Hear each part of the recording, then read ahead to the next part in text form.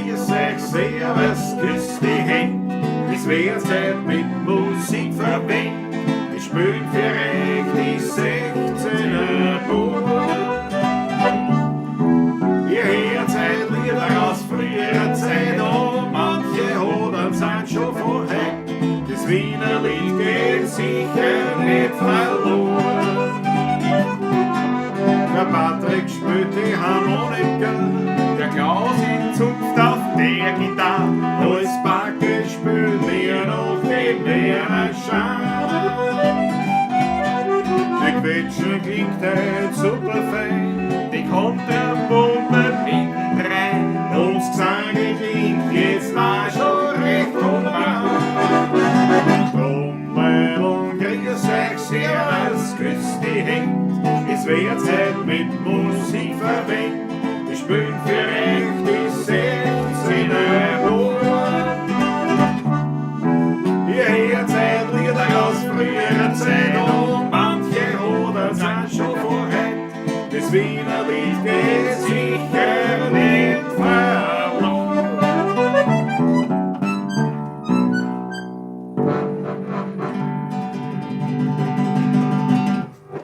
Jawohl, so schaut's aus. Grüß euch Gott, herzlich willkommen. Montag haben wir wieder, 20.15 Uhr, Pawlatschen.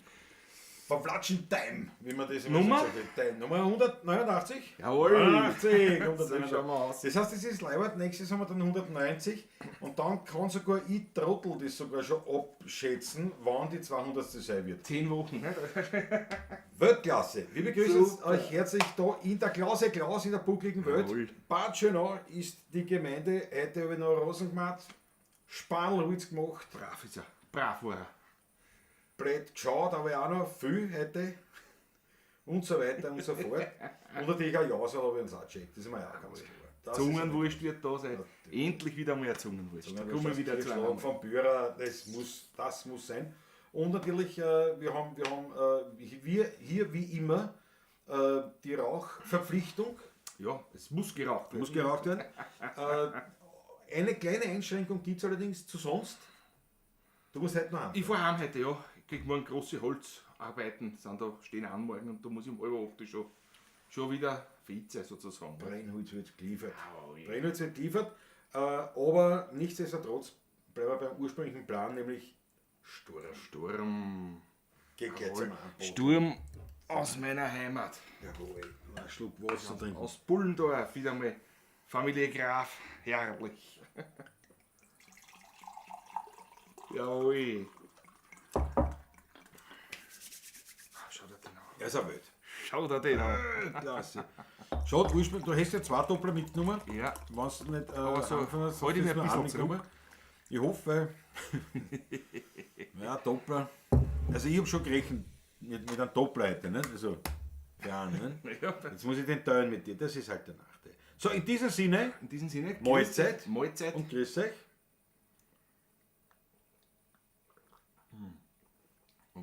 Ja, Ja, passt schon. Ja, Weltklasse. Adi Graf und Lukas Machrig bürgen für Qualität. Weltklasse. Warum Mahlzeit? Beim Sturm nicht zusammenstessen, niemals. Und Prost, es ist ja noch kein Wein fertig. Prost sagen wir erst ab 11. November. Zum Frischen, zum Martini Heiligen. Loben. Martini Loben, genau. Mahlzeit wahrscheinlich, weil es so gehaltvoll Weil es ist. so gehaltvoll ist. Und jetzt wirklich, wenn du da 4 Viertel trinkst, das ist Ja. eine Mahlzeit. Das hätte ich schon vor, Das schmeckt mir sehr gut. Weltklasse. Und jetzt ein kleiner Blick in den Chatterer, in die Chatterpartie. Alexander Hauser, grüß dich gut. Susanne Fabra ist da. Matthias Mariacher, jawohl. Der erste eigentlich heute. Musst du schauen, das ist bei mir Der immer Raffi falsch. war der erste. Raffi! Zieh's noch wieder noch gar nicht, der Kunde erst. Raffi. Matthias Gerold, die Babsi Er ist da. Andreas Walter Flocke, jawohl. Ja, super, Leiband. Markus Pristonik, grüße miteinander auf der der Pawlatschen unbedingt. Werner Wichtig ist da aus Südtirol heute. Bravo, Werner. Servus, Werner, grüß dich. Skyfall. Jetzt habe ich erst den Raffi, obwohl er der Erste Okay, war. bei mir war er der erste, ja. Raffi, unser Steirerbub. Er lässt uns halt gar keine Ruhe, weil ein Fan der ersten Stunde, nein, nicht der ersten Stunde, aber ein Fan Ein Fan der ersten, Der- da kann man schon sagen. ein Fan der Superlative. Ja, das kann man wirklich sagen. Ein Fan der Superlative, Raffi, uns gefreut es voll, dass du in der Pavlacisterie ganz vorn dabei bist. Georg Schörer ist da, grüß dich gut, ja auch unser Georg Schörer. Unser Betreuer, der Admin der Fangruppe, der Pavlacisti, 16 Pavlacisti auf Facebook. Genau. Wer noch nicht dabei ist, also bei Facebook müsst ihr nicht dabei sein, aber wenn jemand auf Facebook dabei ist und noch nicht in der Gruppe, 16 Pavlacisti, glaube ich, heißt es. 16 Pavlacisti, ja, genau, auf Facebook. Unbedingt. Georg Scheuer ist Administrator. Wir sind tatsächlich nur als Einzelpersonen Mitglieder. Ich sage mal Gast. Also Keine Administratoren, gar nichts. Also wir haben da keinen Einfluss auf Blödsinn. Wenn ich sage, was weiß ich, also ist ja jetzt nicht, aber wenn ich sage, erst Georg, bist du lieb, kannst das oder das. das machen, ja, genau. Der ist ja so ein guter Lotsch, der macht es ja. Das ist super. Der macht es ja und Der ist deswegen, super. Georg, danke. Busl an die Brigitta. Spaziergang ist da, jawohl, grüß dich gut. Jota, der Franz M. Franz M. Michael Unger, Franz Brandwein, Ulrich, Landtalstromer Markus, der Stadl, der Fritzl Stadtguss, Grand Seigneur. Fritzl Stadtguss, am Start mit Freund und schon Ich freue wahnsinnig mich schon aufs Wochenende. auf deine 60er-Runde sozusagen. Wird Leibwand. Weltklasse. Wird Original Leibwand. Vollgasmusikanten. Ja, So, gewiss. Servus, Andi. Servus. Der Maber ist da, grüß dich gut. Rudi Korbes. Rodolfo ist auch da. Rodolfo Carpetho. Momo M. Momo M ist da, jawohl. Ist wieder stürmische Pavlatschen, ja, Franz M. Das stimmt. Der Knirbiesler, Christian Summerauer, Christian Servus. Peter Prachtl. Was haben wir noch? Hatte heute auch meinen ersten Sturm beim Feuerwehr Heiligen Wagner. Mahlzeit, Mahlzeit. Ja genau, original Vollgasmusikanten. Die Zungenwurst hat schon andere im Mund gehabt, die ist nicht. Hat mein Opa einmal gesagt. Und dann hat er mir gesagt, da ist ich lieber Eier. Ja, auch nicht blöd, vielleicht ein Hirn ab und zu. Ha? Naja, ich weiß nicht. Was, Raffi, vielleicht können wir heute auf meinen morgigen Geburtstag anstoßen. Ja, das können wir schon machen. Sicher. Also anstoßen können wir nicht, wenn wir einen Sturm drin. Ich gemeint, wir können die Gläser erheben. Das können wir nicht. Die Wildcat ist auch da. Ja, heute, wie der Georg richtig erkennt, heute kein Gläserklang. Nein, Ja, weil ja nicht, im ja. Sturm. Und mit Wasserglas wollen wir das jetzt wirklich nicht. Nein. Also meine Herrschaft auf gemütliche Pavlatschen, schön, dass du dabei bist. Das was Mahlzeit, gell? Ah, das war... So, das ist eine Weltklasse-Geschichte. So. Ich würde sagen, gleich wieder in Medias Res, gell? Jawohl. Kann man überspielen, ne?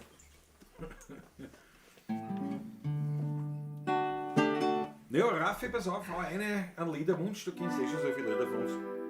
Was du hören willst, das spielen wir da heute extra für seinen Geburtstag. Franz Brandwein hat seinen Riesling eine von Schloss Fels am Wagram.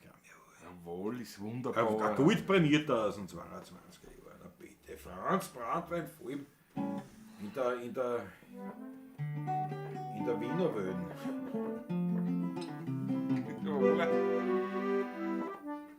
Ja. Patrick, ich würde vorschlagen, wir spielen jetzt, weil ich Lust drauf habe, haben wir jetzt erst gespielt beim Stippert, aber gespielt bei einer Festivität. Also nicht, das glaubt man, ich habe schon versammelt unseren ersten Spiel damit beim Stippert, das haben wir erst ab November. Ab November, genau. Ab November bis April Bis April. sind wir einmal im Monat beim Stippert in Ottergring. Weltklasse. Leibwand. Und jetzt haben wir zufällig also bei einer Feier, Ja. Institut, in einem Verein, irgendwas. Ja. Also man kann es ja sagen, es ist eine Biervereinigung. Die Bier-IG war es. Ja, Die die Bier-IG. war's. Ja, Interessensgemeinschaft Bier. Ja. Österreich, ja. Was nicht lustig ist beim Heirigen. Ja. Mach ich das Bier mitgehabt, das eigene, warte, das war schon leid. Genau, ja. Ja, und da habe ich, und da haben wir natürlich so gespielt, das nicht, und da haben wir wieder so geredet bei manchen Lieder, das gefällt mir, das ist eine gute Nummer, das spiele ich gern, oder das, ja, das ist super. Und zum Beispiel jetzt würde ich vorschlagen, wir spielen einfach nur, weil ich es gern spielen, Tetatat, deinen heurigen Marsch, Gerne. Deluxe, Der Luxus-Ausführung. beim Taschler. In super Hätte ich schon. Luxus-Ausführung. Weil ich glaube, der ist auch ein großer Wir haben noch nichts getrunken, oder? Noch nichts offen. Das ist das. ja, furchtbar. Der ist bei vielen von euch ja auch eine beliebte Nummer. beliebt, Das ja, weiß ich, genau, und so das ist. wollte ich so sagen. Da schaut der Raffi wieder mal wampen. Na, die machen wir dann. Die das machen Ganze. wir. Babs in Weingarten, das werden wir auch noch einbauen irgendwo. Jawohl. Aber jetzt einmal beim Taschler vom Patrick. Ui.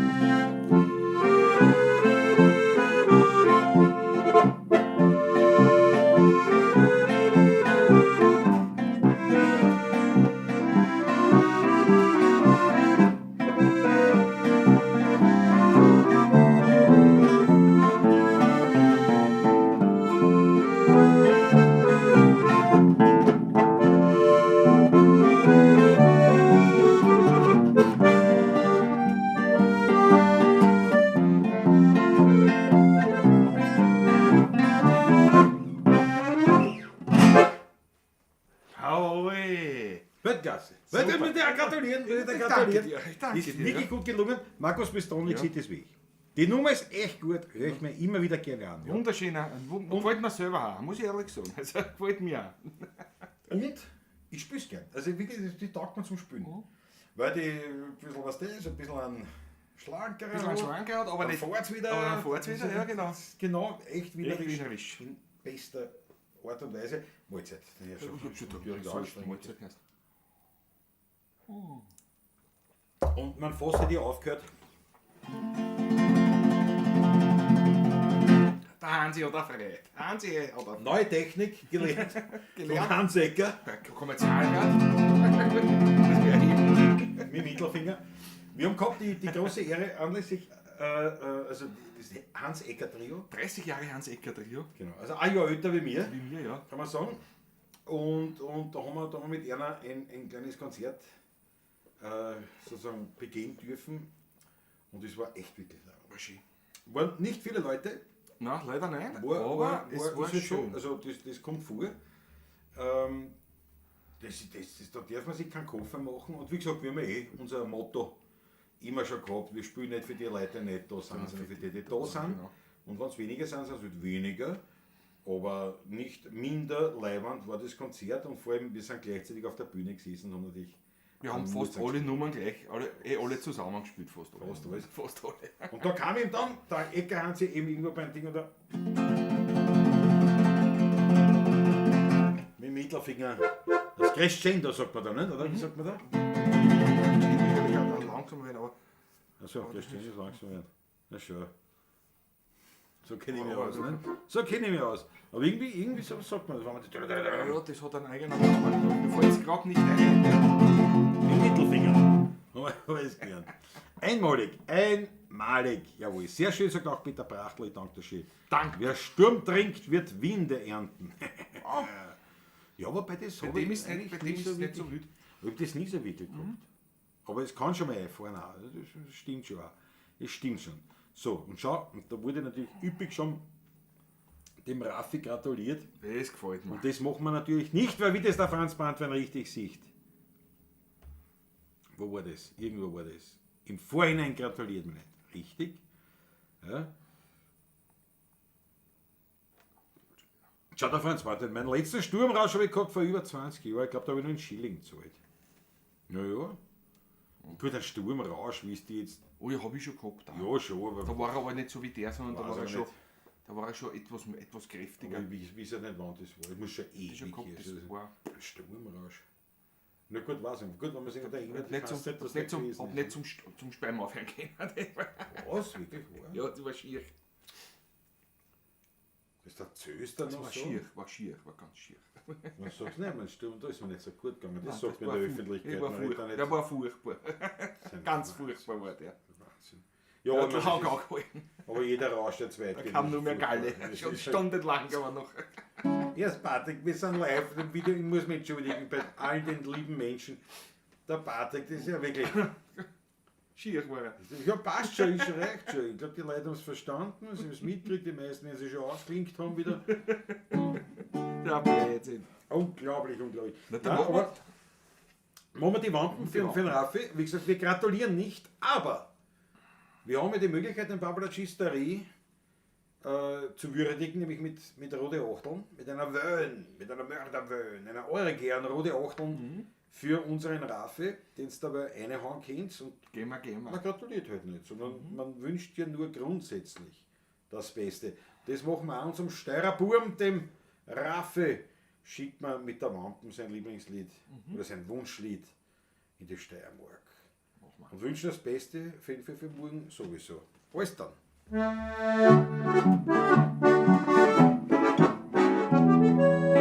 Wenn die Leute grinsig besoffen sind, dann tanzt wir renommieren. Da fahren wir's gleich zum Aufstehen, zum Schwindeln und zum Lieren. Was sie nicht sind, was sie nicht haben, für mich sind sie mein Hund. Ich sage dir gleich, was ich hab, und das hat seinen Grund. Ich hab am Mutsterwampen, die zeige ich gerne her. Und wenn ich nicht die Wampen hätte, wär ich schon Millionär. Ich hab am Mutsterwampen, die kostet ein Schippe Geld. Und man nicht die Wampen hätte, die auf der Welt. Eine Villa am Meer, anderes Neues mit Chauffeur. Zwei Diener und der Kammerfrau, die ganze Woche blau. Ein Junge aus dem Wald, ein Weiberl, das mir gefällt. Aber nicht einmal und noch viel mehr, gib ihm mein Wampen her. Wenn ich dann aufs Finanzamt geh, da triefst mich der Schlag. Da links und doch ein Zettel hin, bitte mit 45 Fragen. Vermögen, Erbe, Grundbesitz, Geschäft und Inventar. Hab ich drunter fest mit Bleistift auf und schreib aufs Formular. Oder wird's dran Wampen, den zeig ich gerne her. Und wenn ich nicht die Wampen hätt, hätt ich schon Millionär. Oder wird's dran Wampen, die kostet Schippe Geld. Und wenn ich nicht die Wampen hätt, hätt ich auf der Welt eine Villa am Meer, ein Rolls-Royce mit Chauffeur. Zwei die an der Kammerfrau, die ganze Woche blau. Ein Jogger aus dem Wald, ein Weiberl, das mir gefällt. Aber nicht einmal und noch viel mehr, gib ich mein Wampen her. Jawohl. Für unseren Raffi einmalig. Leiwand. Für unseren Raffi. Macht sich der Sturm schon bemerkbar bei dir ein bisschen so vom... Immer schon. Naja, nicht der Sturm. Kommt schon die Säure? Oder was? Nein, kommt gar nichts. Er hat natürlich auch Säure, das ist eh klar. Aber nein. Die Germ dazu, also die Hefe. Ja, aber ich habe sonst auch schon was zu mir genommen an dem Tag. Ist ja nicht so, dass das der einzige Grund war für. Schau der Ludwig Saas. Zu spät wegen Kindertags. Mahlzeit. Alle an alle, Ludwig Saas. Mahlzeit. Ah, der hat gut. Er zittert. Ich muss zur Tat schreiten. Und das ist weit weg. Ja, das ist gut. Du hast du gespielt, gell, mit der Harmonik. Wahnsinn, hörst du? Wampen und Harmonik haben sie jetzt gespielt, gell? Ich darf da nicht so laut reden, ich bin so nah beim Ja, das bist Mikrofon. du noch. weißt du? Warte, ich kann ja auch näher gehen. Dann kann Ich man, muss leiser reden, wenn ich da so nah bin. Erst. man kann, wenn man so ganz nur, da muss man so diese Intellektuellen die Stimme auflegen. Wenn man so zubekommt. Berühmten Stimme heißen Sie wir alle herzlich willkommen.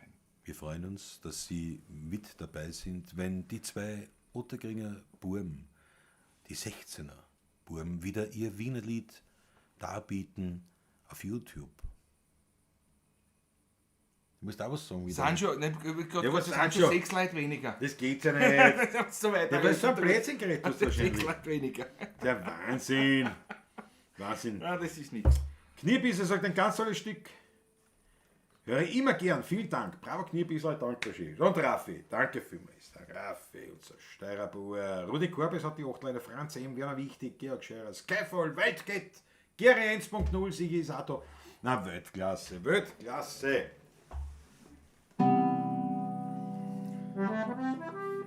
War das der Hinweis? Ja. Oder?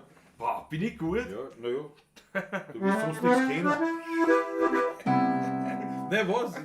So eine blöde Antwort hat das aber. Hätte was anderes auch sein können. Die auch sein können. Da hätte es nicht viel sein können. Da hätte viel. Viel.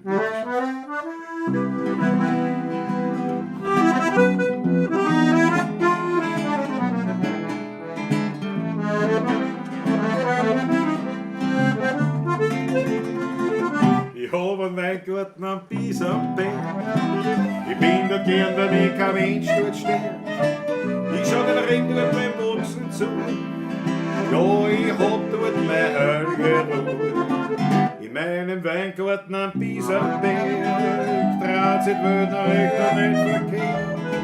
Man kann die Vogel dort noch singen her. Und am Himmel, da siehst du die höchsten Sterne. Und noch ein Regen sich die Wolken erst verzogen. Dann sieh ich über Wien einen großen Regenbogen. In meinem Weingarten am Pieserberg, das Fleckerlehrt ist mir allein nicht gern. Dort wächst, ich sag's ganz nebenbei, das ist der beste Dreckfallwein.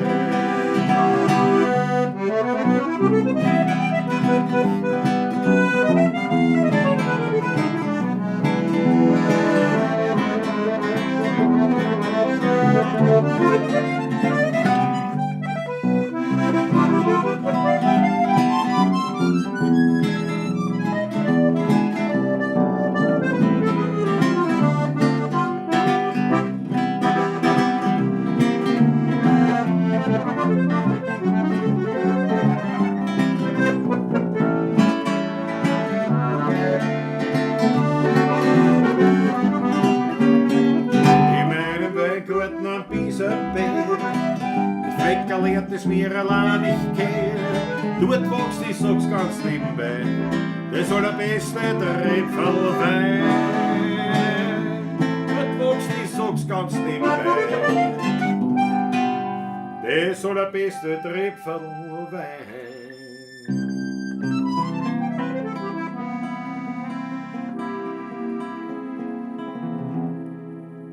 Man kennt fast sagen, zu jeder Zeit spül ich den Trottel für die Leute. Und manches Mal platzt mir der Grau, da kennt ein Wurstel jeder Schlag. Den Kasperl spült, das stört mich nicht. Danke meinem Freund, der zu mir steht. Ein guter Freund hat immer Zeit, mein bester Freund heißt Einsamkeit. Und bin einmal ganz allein, so sind wir dennoch immer zwei. Ich und mein Freund, die Einsamkeit, mit ihm bin ständig ich zu zweit. Und will einmal allein sein, dann lade ich mir ein paar Freunde ein.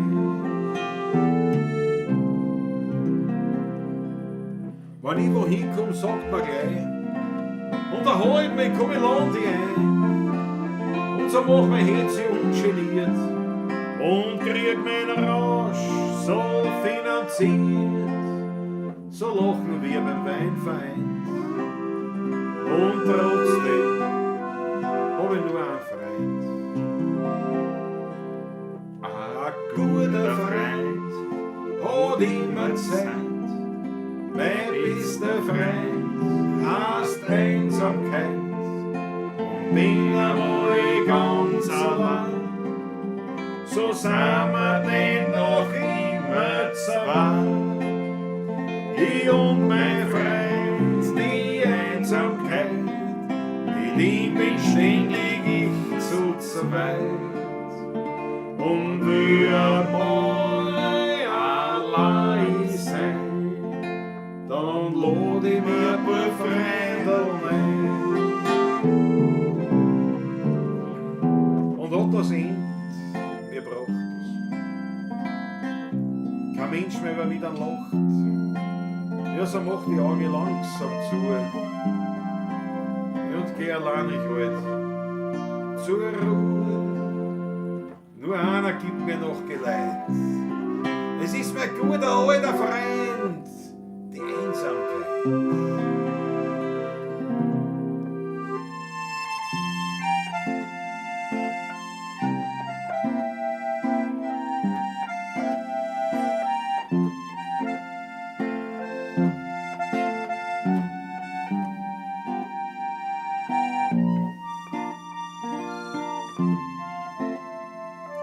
Ich und mein Freund, die Einsamkeit, mit ihm bin ständig ich zu zweit. Und will einmal allein sein, dann schlaf ich einfach ganz tief ein. Da ist noch wieder drauf, ne? Jawohl.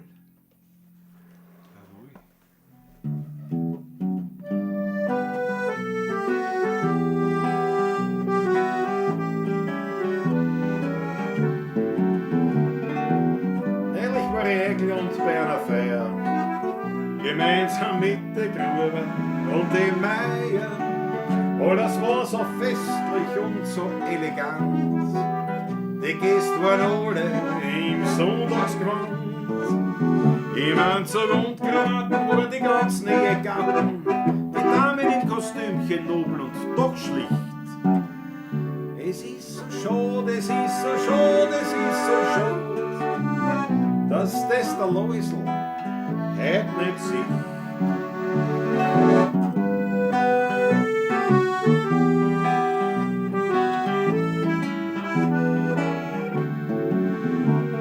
Am Anfang war die Stimmung noch ein bisschen flach, aber dann ist es Essen gekommen Na und schau, kaum waren die Händel und die Fleischler werden serviert, da hat sich keiner mehr geniert.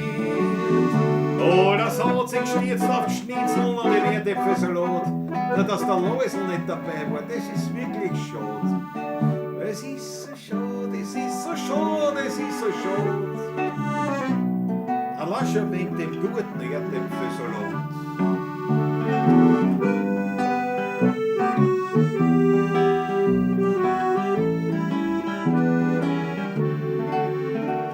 Dann trinkt man noch ein paar Schnapsel zum Verdauen. Die Achteln rennen, so schnell kann's gar nicht schauen. Und dann werden schon die alten Lieder gesungen. Ja, und das Tanzbein wird geschwungen. Die Meier tanzt der Bader und der Gruber ist kein Vater. Hat sich zu ihr dazu und der Tisch spricht so: Nackstudelbumme, es ist so schade. Es ist so schade. Es ist so schade. Weil da fällt der Läusel noch dazu.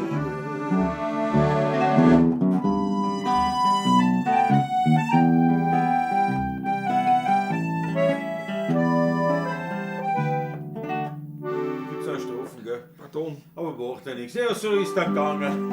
Bis in die Morgenstunden. Und das hätte das Läusel auch sicher Leber gefunden. Macht nichts, du trinkst du nicht. Aber das eine, das sag ich euch. Dem Läusel seine war die schönste Leiche.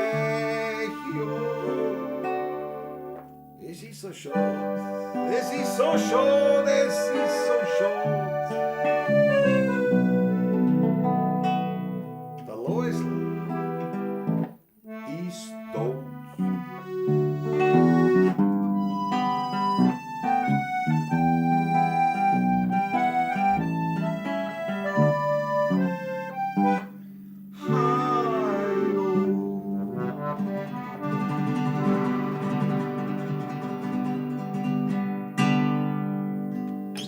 Jawohl, dass mir so einmal was passiert. Da geht das dir mal so was passiert. Ne? Ich war schon am Ende. Ja, ja, naja, man merkt halt schon. Natürlich. Die Zurückhaltung, also allein schon vor der Pavlatschen nicht, wie viel Wasser wir getrunken haben. 3 Glaseln. Normalerweise ist schon auch 2 Botellen weg. Ich meine, es ist wie es ist. Nicht? Vorbereitungsgespräche oft da. Nicht? Ja, ja. Oh mein Gott, die Achtelvereine, ich danke euch Und vielmals. das Lied auch gewidmet auch heute, weil gestern ein Todesfall in der Familie war wieder. Ist es noch? Von der Tante Gabi ist der Bruder verstorben gestern. Kenn ich Die nicht. Tante Gabi von der Elisabeth. Ja, aber ich kenne ihn nicht. Gell? Den hast du Namen nicht weiß kennen ich schon. in Wolfgang. Ja, Naja, ja. Ewe Stoller. Ja, dann heben wir das Glas. 55. Wirklich wahr? 55, ja. Das ist nicht einmal Auch drin. vom Krebs dahin gerascht. Ja. Scheiße. Mahlzeit. Mahlzeit auf Wolfgang. alle Mahlzeit. diese Erlebnisse.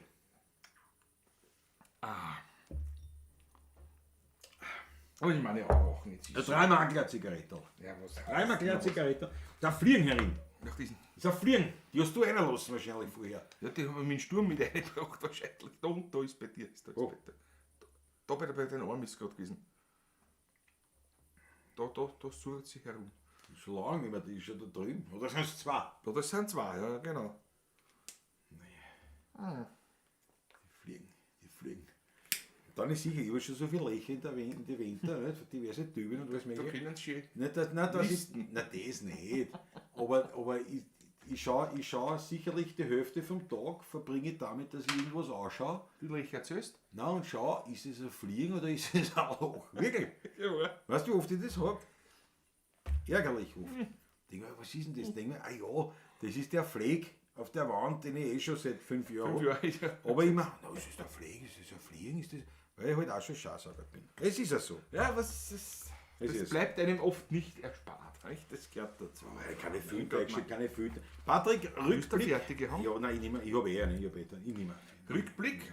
Rückblick auf die Woche, was war Die was hat Woche, sie da? was war letzte Woche? Wie gesagt, am Freitag Hans Ecker, großartiges Ein Konzert. Highlight, muss ich sagen. Ein Highlight in der Woche. Was war sonst noch letzte Woche? War viel nämlich, gell? Naja, wir haben privat viel gespielt. Privat viel gespielt, ja, es war viel. Mir fällt jetzt gar nicht ein. Es war nämlich wirklich was los. Du musst es wissen, du bist der Brain. Es du bist der Brain. war viel los. Ich weiß nicht, es war immer zu tun. Stehst du so beim Planquadrat, aber nicht, ich frage, was haben sie denn tun? Also, ich kann mich nicht mehr Ich meine, erinnern. ich habe viel getrunken, aber ich weiß nicht mehr genau, ich habe viel getrunken, das ist schon, ich weiß nicht mehr, magst du auch nicht, ne? Jedenfalls gestern war ich einen freien Tag genossen, war beim Flohmarkt in Maustrenk. Ja, ich weiß. Im Großen war wunderbar, wunderbar. Gekauft habe ich nichts, mehr gelumpert als sonst was gewesen, aber herrlich, was viel Leute getroffen, bekannte, gute Gespräche. Ja, und das war um 10 Uhr am Flohmarkt und um 3 war ich dann in Kettlersbrunn am Baumkreis, da war gestern das Sturm- und Drachenfest. Richtig. Und dann ein bisschen und das hat dann auch bis um 9 Uhr auf die Nacht gedauert. Also Na, siehst du, auch jede Menge Leute getroffen und lieb geplaudert und den einen oder anderen Sturm getrunken. Und ich bin nicht die Klausel. sicherheitshalber nur ein paar Achtel. Natürlich, natürlich. Die Musi hat gespielt, die Kette Brassbrunner. Robert Brenner, unter anderem schöner Gruß übrigens. Von wem? Robert Brenner, der Du bist. Ja, danke, ja. Ja. Auch vom Sehr Team lieb. Peppi einen schönen Gruß. Auch von Der hat dem Flügelhorn Pepper, gespielt. ja. Den hast du dazu gebracht damals, dass er ja in die Landwirtschaft eingestiegen ist. Ich habe dazu gebracht, dass ich Ja, wieder da sind wir vor im Köln. 5 Jahren in Köln gestanden. Ja, genau. Hast du auf dem Peppi eingeredet, wie super, da geht das Ding. Ja, der ist schon wieder fast so, glaube ich, zu 80% Landwirt. Was haben wir nicht gesagt, dass ich damals angesoffen war, weil das ist auf der Rede viel. Aber ich kann mich erinnern, aber da war noch gar kein Landwirt, ich glaube. Oh ja, immer nebenbei, aber nur mehr, das war eigentlich ein Hobby. Also, in der Zwischenzeit lebensfast. Also, seine Frau mit den Händen, die glaube ich, weiß nicht, 8 Händeln oder was in der Zwischenzeit. Wegen mir jetzt auch, oder? Ja, wie, das, du warst schon mit den Auslöser von den Ganzen. Also ich kann nur sagen, ich meine, das ist natürlich eine tolle Geschichte, aber ich kann nur sagen, seid vorsichtig. Fritzl Stadtgas, wenn du nach Wien kommst. Und wir stehen beim Städtischerl, gepflegt, hauen uns ein Stürmchen hinter die Binde. Aufpassen, was ich rede, weißt du, scheinbar bin ich dann ein, wie sagt man das, nicht drin, ein Meinungsmacher, wie sagt man das, da gibt es so einen Begriff. Ja. Ich bin da, Da gibt es einen Begriff. ja, fällt uns ja Fällt uns fällt nicht uns ja ein. nichts mehr. Es fällt uns ja nichts mehr. So, was haben wir sonst noch gemacht letzte Woche? Was war noch? Was war? Gehen wir es chronologisch. Am Montag war die Dienstag. Pavlatschen. Ja. Das war klar. Dienstag haben wir auch ein Privatkonzert gespielt. In der Salat Arena. Richtig. Da waren wir privat engagiert. Ja. Mittwoch.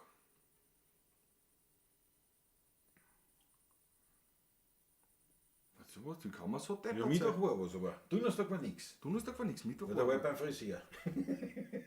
Donnerstag war ich beim Leitner. Ah ja, In Otterkring, Ja, wieder das ja. Treffen der jungen Otterkringer, in der Zwischenzeit schon wieder der Alt-Otterkringer. Die ganze Otterkringer Landjugend hat sich getroffen, Stützen, sozusagen. ja. Stötzenessen, Ja. wunderbar. Ah, hätten War wir herrlich. gemacht, war leider nicht Du gegangen. hast noch Kinder? Ja. Aber das glaube ich, dass das natürlich. Ja, da war es noch später angekommen, wenn ich auch noch dabei gewesen war. Aber wir waren um 12:30 war ich daheim. Am Mittwoch haben wir auch gespielt. ne? Mittwoch haben wir auch gespielt, ja. Mittwoch haben wir auch irgendwo gespielt. Was war denn am Mir Mittwoch? fällt das ein? Was war denn am Mittwoch? Soll ich noch? Schau nach. Nein, ich schau nach. Ich schau nach. Dazu Influencer, sagt die Andrea Walter Flocke, ja, aber das meine ich nicht. Da gibt es ja, wenn einer jetzt wirklich die Meinung beeinflusst. Also quasi so wie Trend, da gibt es einen Begriff. Schau, der Christoph Acker ist da. Bin heute am Dinkesbüll schneiden. Freue mich auf Freitag, ja, wild Leibwand. Freue mich auch. Christoph Acker. Was ist am Freitag? Freitag, Am der Freitag, Pop-Up-Party. Jawohl, Strandbar Hermann. Freue mich schon. Ja, super, Weltklasse, genau. Wiener Weinwandertag, genau, Biesenberg, Stammersdorf nach Strebersdorf. Die Erinnerung an die letzte Woche wurde vom Sturm weggeweht. Ja, ich glaube, es war so viel, dass es mir zu viel war. Ja. Kirtag ist natürlich am Sonntag, na klar. Klar passe ich auf dich auf, Klausi, dankt der Fritzl. Jawohl. Fritzl, ich brauche, ich weiß, bei dir kann ich mich darauf verlassen, weil ich habe auf jeden Fall den Plan aufgegeben, also den habe ich eh nicht gehabt eigentlich, aber wenn ich einen Plan gehabt hätte, in Fritzl jemals unter den Tisch zu trinken, hätte ich ihn schon längst aufgegeben, nachdem wir schon die eine oder andere launige Runde Aktion verbracht haben. gemacht. Ja. Man dachte, den pack ich nicht. So. Ja, liebe Grüße an alle von der Maggie. Maggie Pimpert muss Ja. entschuldigen, trifft sich mit Kollegen. Ja, Ist entschuldigt, selbstverständlich natürlich. Na klar. tut sie anmelden. Das ist eine Paulacisterin, einmalig, meldet sie sogar an. Also ich wollte eigentlich nachschauen, was wir gemacht haben, gell? Ja, die Demenz, ja. Nein, Trendsetter ist es nicht. Da gibt es, wenn einer den inhaltlich vorgibt, also wenn einer die Gedanken vorgibt, wie heißt denn das fix, dass mir sowas nicht einfällt? So, jetzt schaue ich mal, was haben wir gehabt letzte Woche, am Mittwoch? Was war mit? Da waren beim Erich, da waren privat. Ganz privat waren wir. Da waren privat. Da waren wir Und eine schöne Grillerei seit Jahren ausgewählt. Reden wir schon davon. bei einem lieben alten Freund, Ja. wirklich, muss ich sagen, 16 beim Fan und Freund. Und da waren wir in Stammersdorf, Ja. bei einem eingeladen zum Grillen. Und ich weiß, ich bin mit meinem Onkel eingestiegen ins Auto, in den Uber. Und ich sage zu ihr, ich komme mir ganz deppert vor. Sag, wieso?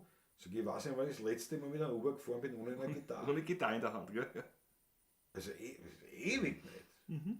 Also wirklich ewig. Ich bin so knockert vor, aber keine Gitarre mitgehabt. Das war genau. Das war da. Ja. Das ganze war dann eben am Samstag waren wir privat, ne? Und gestern bin ich schon in meine Klause gezischt. Du Gestern warst wunderbar Fleischen natürlich. genossen den Tag. Mit lieben Freunden, mit so viel Freunden, das ist unglaublich schön. War wirklich schön. Das Wetter hat auch gepasst. Ein Traumtagerl gestern. Super. Schau ich schon so. Aber wird unser alter verstorbener Freund Don Gregor immer gesagt, loslegen, wenn die Asche am Teppich liegt. Dann wird beim nächsten Mal saugen die Asche aus dem Teppich gesaugt. Ja. Und was ist dadurch? Die reinste Stelle im ganzen Teppich. Weil Asche ja ein Putzmittel ist. Also. Freitige Mathe-Schlüssel mit Hans Ecker Trier war spitze. Ja, danke schön, Ludwig. Danke Ludwig, ja, das war klasse. Es war halt wirklich schade, dass so wenig Leute waren. Ja. Aber wie gesagt, ich meine, jetzt musst du dir vorstellen, Ab und zu hast du das das so. ist ja so. Aber wenn die Hitten jetzt bummvoll gewesen wäre, mit der gleichen Art Publikum, also mit die gut drauf und Leibern Stimmung, alles super, na gut, da hätte man jetzt noch Das spielen. spielen wir jetzt noch, Da ja. waren wir nie fertig geworden. Wenn einer alles vorgibt, Diktator. Nein, Nein, Influencer nein. auch nicht, Vordenker auch nicht. Trendsetter nicht, Peter Brachtl. Ein Mindsetter. Bei uns nennt man das Regieren. Mindsetter. Mindsetter. Nein, da gibt es einen schönen Begriff. Der Werkelmann aus der Schweiz schaut wieder mal rein. Prost, René Bolzer! René, servus, grüß dich. Der René! Weltklasse. Ja, nein, es fällt mir nicht ein, wie es heißt. Es fällt mir nicht ein. Tut mir leid.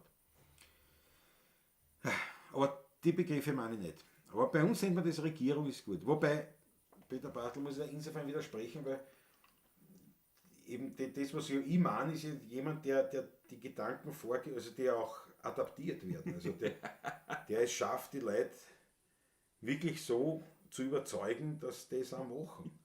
Das schafft keine Regierung. Also das ist Imperator. Michael Fessel ist doch nicht das, was ich suche, aber es gefällt mir schon langsam.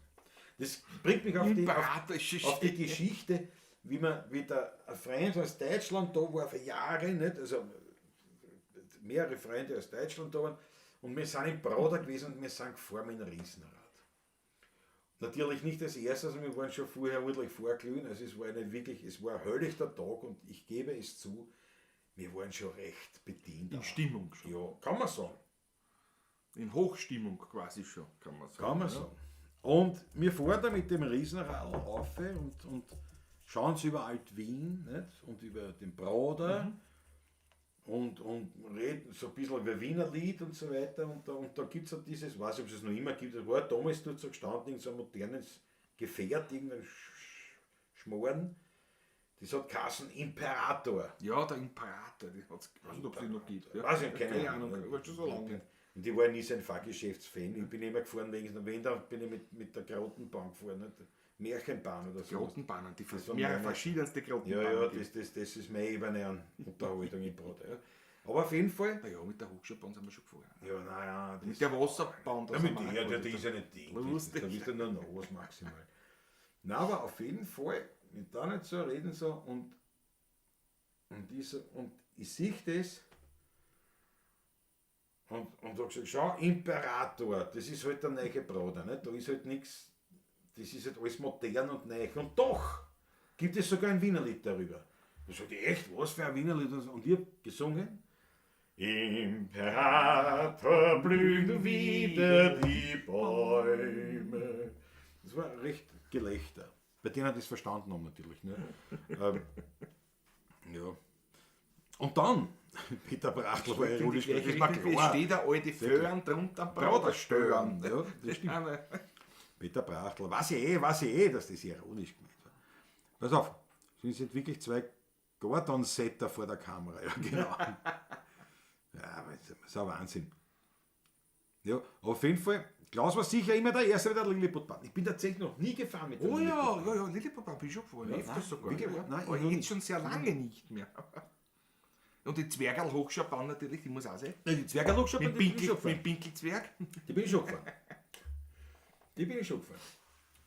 Aber so diese Sachen, ja. Das war echt viel. Und da hat es gegeben, wird es auch noch immer geben, so dieses Spiegelkabinett, oder wie man das sagt, wo du dann dieses Labyrinth hast aus Glasscheiben. Und das Perfide ist ja dass dann drinnen überall Mikrofone sind und du draußen stehst und zuschaust, quasi durch Schaufenster, wie die Leute alle gegen die Scheiben rennen. Da hast du den Lautsprecher und da hörst du das. Erstes Jahr. Und da haben sie mich dann reingeschickt. Das ist halt gegen. Ja, mach ich. Ne? Ich bin gegangen und bin ja nicht permanent Auto und überall. Und draußen hat sich eine Menschentraube schon gebildet. Und die haben das angeschaut wie eine Fernseh-Comedy-Show. Kann ich mir Wo sie den vorstellen. schauen, ob der kleine Blatt Kann ich mir vorstellen. Und ich bin überall dagegen und dann ich immer, bist du, Schmerz, Ding und was weiß ich was. Und dann ist so ein kleines Mädel gekommen, ich schätze mal so 6, 7 Jahre, die ist da durchgerannt so. Selbstsicher. Und da kommt die bei mir vorbei und sagt, bleib stehen, geh langsam, ich geh da nach. Und die ist da gegangen. Dich am Handel genommen Nein, und dich geführt. die war sehr lieb und sehr Ding, aber du hast gemerkt, das zipft sie an, dass sie jetzt so langsam da durch muss. Das hat man gemerkt damals. Aber die hat mich rausgeführt. Und ich war da renne da. Natürlich hat die rausgefunden. Ich weiß nicht, wie die das gemacht hat. Vielleicht war in der Augenhöhe von der 6-Jährigen, vielleicht war alles so dreckig. Ich wollte sagen, schon antapsen gesehen, ja, Tag. Es kann nur so gehen. Nein, ich bin dagegen geredet überall. Sagen die draußen, eine Menschentraube, die hat sich angehauen. Das war unglaublich. Ha, Christoph Acker! Nein, meine ich ja nicht. In Harischen Elefante, meine ich. Was wir nicht da lesen, bin wir bis am Berg eingestiegen. Bravo, Harischen Elefante, jawohl! Bravo, bravo. Eine Riesenfreude, so eine Freude habe ich. Seine So Freude. schaut's aus. Seine Freude. Moderator, Interpreter. Das Spiegelkabinett ist ein Horror für den Klaus. Ja, wirklich, Matthias war ja auch. Aber das, ja. Das ist ein Wahnsinn. Ja, Go-Kart bin ich ja. Go-Kart sind wir schon gefahren. Ja, also ein paar Sachen. Ja, Christoph Acker geht schneiden. Geht schneiden, brav. Brav, Christoph Sehr Acker. brav, sehr brav. Einmalig. Unsere One-Man-Film-Team-Station.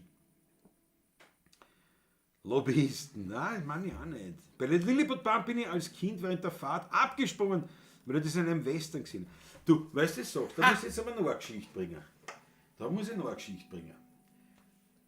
In freudiger Erinnerung an meinen Vater, wie war denn das? Und zwar am Rathausplatz. Beim Christkindlmarkt am Rathausplatz ist immer der Fähre Keinrad, leider auch schon verstorben, Ja. ein alter Arbeiter von uns, der hat dort auch seine Eisenbahn aufgestellt gehabt, nicht? Die durch den Märchenwald gefahren ist. Ja, oder genau. sowas, nicht? Und nachdem man ja gut kennt, haben wir gesagt, ja, servus, Fähre hin und her. Sagt, na, haut sich auf, fahrt's mit. Sagen, ja, du, bin mit meinen Eltern da und haben uns gerade einen Glühwein frisch geholt und so. Na, ist ja wurscht, haut sich auf, fahrt's mit. Dann haben wir gesagt, na passt. Na, wir setzen uns auf die Ding mit brennhassen Glühwein. Das Chigal fährt los, wogelt wieder will und jetzt haben wir dieses Problem, dieses Dilemma gehabt.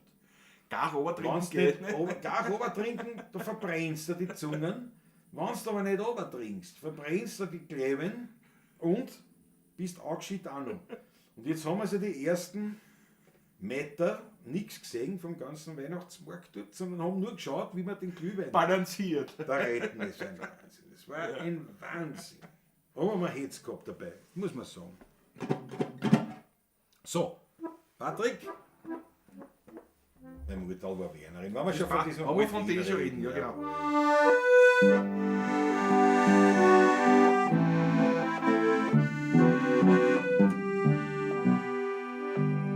Siehst du mir heute noch in Erinnerung, als ob's gestern gewesen wäre?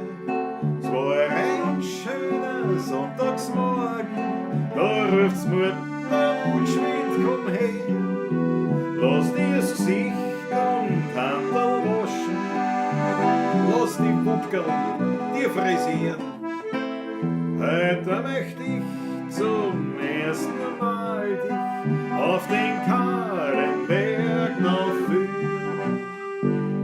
Oben hat's mir zeigt die Pracht, hat mit streichelt und hat gelacht, hat gesagt, schau, der Stephansdom und der blaue Donaustrom. Schau, das Häusermeer da drin ist deine Heimatstadt, dein Wien. Bleib stets treu den schönen Ort. Ich hab gehalten, aber wo? Mein Mutter war a Wernerin, drum hab ich wen so gern. Sie weiß, dem in Leben die Liebe hat gegeben, zu meinem einzigen goldenen Wehr. Meine Mutter war a Wernerin, drum hab ich wen so gern. Sie weiß, dem in Leben die Liebe hat gegeben, zu meinem einzigen goldenen Wehr.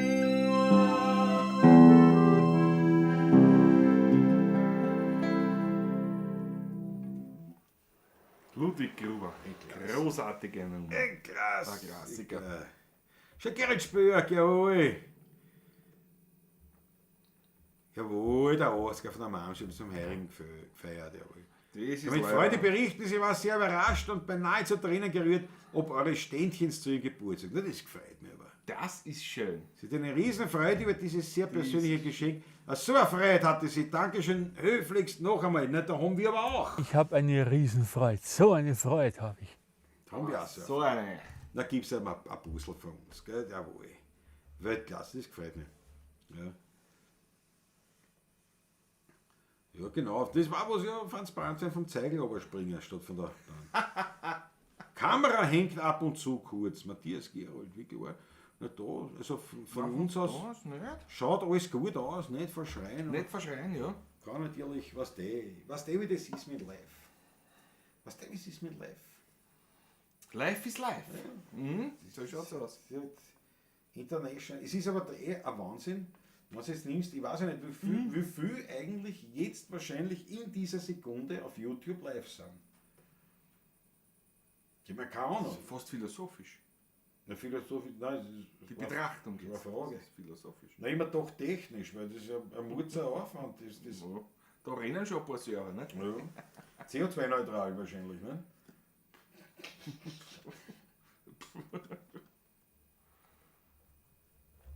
Aber ja. Immerhin. Ich bin so, ja- Achtung, was sagst Ich bin du? ja heute nicht CO2-neutral hergefahren. Nein? Ich bin Benzin gefahren. Ne? Ja, aber wenn du Radiowerbung hörst, dann tust du was, ja, dann tust du was für die Umwelt. Ja. Weil das sagt in der Radiowerbung, sagen sie das, dass wenn man Radiowerbung hört, tut man was für die Umwelt. Zugegeben, wahrscheinlich halten sie uns für Volltrotteln. Aber, wenn es so ist, na, kannst du fahren, kannst du extra aufs Gas, da fahr ein bisschen untertourig oder hochtourig, ne? Und hörst Radiowerbung, denkst du, ja, dann geht's weg gut. Ne? Sehr leid.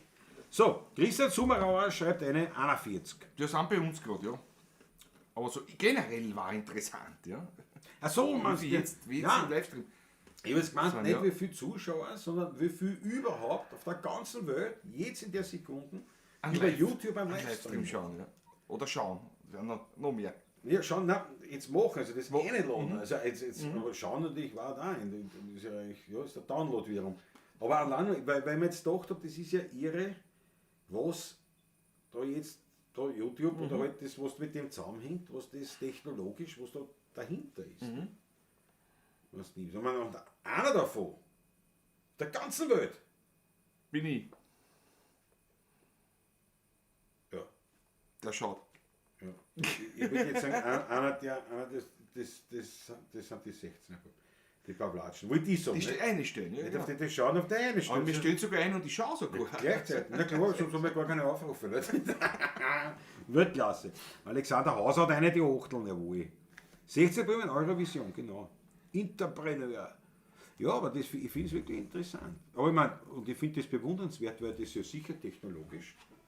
Na, da steckt, da hängt was drauf, wie man sagt. Na, absolut. Da hängen ein paar Absolut. Kabeln. Absolut. Wenn es jetzt nimmt, nein, weil man halt dann leicht versucht ist, sich dann oft zu beschweren, wenn es nicht gleich funktioniert. Wie ich zum Beispiel. Nicht? Oder ich, ne? Genau. Scheißdreck, da klimpert, da. Heuer, fetzt Sind ja nicht fähig, dass das und das zusammen, aber dann denkt man sich noch eigentlich nicht? Bestimmt Millionen. Friedler Status? Ja. Ja. Gut, Millionen wahrscheinlich nicht. Weltweit? Auf Ja. YouTube. Naja, weil ich glaube ja. Naja, wie viel. Ob Naja, einstellen, kann schon sein. kann aber schon sein, Ja, weil- kann schon sein. Das kann schon sein. Warum nicht? Es wie Sturm. Also Zuseher sicher. Ja, Oder Zuseher auf zumindest jeden sicher. Fall. Zuseher auf jeden Fall. Naja, na, Fritzl ist schon recht haben. Es werden schon ein paar Also Millionen das- sein. Ein paar Millionen Livestream. Ja. Ja, sicher. Ja, aber es gibt ja nur ein paar Latschen. Ja, so Es ist gibt es. noch, da Genau können sie so in ist es. Indien oder in China oder sonst wo was einspielen, wenn sie wollen. Da glaub, das, Pavlatschen spielt es halt nur einmal. ja, genau so ist es. Ui, er zieht jetzt schon wieder. Er zieht. Warte, komm, spielen wir noch eine? Die schenkt er mir. Dann brauchen wir wieder eine. Ja. Die schenkt er mir. Schick mich. Ich schau mir nicht füttern, die bringen eh nicht weit. Kein Fütter, mein Taschel. Was sagt der Spaziergang? Würde mir über die Technologie keine Gedanken machen. Da würde man ja verrückt werden. Naja, Gedanken, nein, mich interessiert sowas schon. Grundsätzlich, ne? Ich glaube, oder ich weiß nicht, ob du das meinst, aber im Sinne von Gedanken machen, im Sinne von hinterfragen, das mache ich Nein, nicht. das weil nicht, nein. Ich denke mir, das ist ja nicht mein Spiel. Nein, gar nicht. Ich kann mich nicht um alles kümmern auf der Welt. Das ist eine Realität. Das bilden sich manche ein, das ist eine Hybris, die da um sich greift. Ja, Weil furchtbar. jeder glaubt, Furchtbar. überall mitreden zu können und alles zu können und mitbestimmen zu können. Ich kann ich nicht. Ich kann nichts tun dagegen, was sie in Afrika spielt. Was soll ich machen? Nein. Das ist ja so.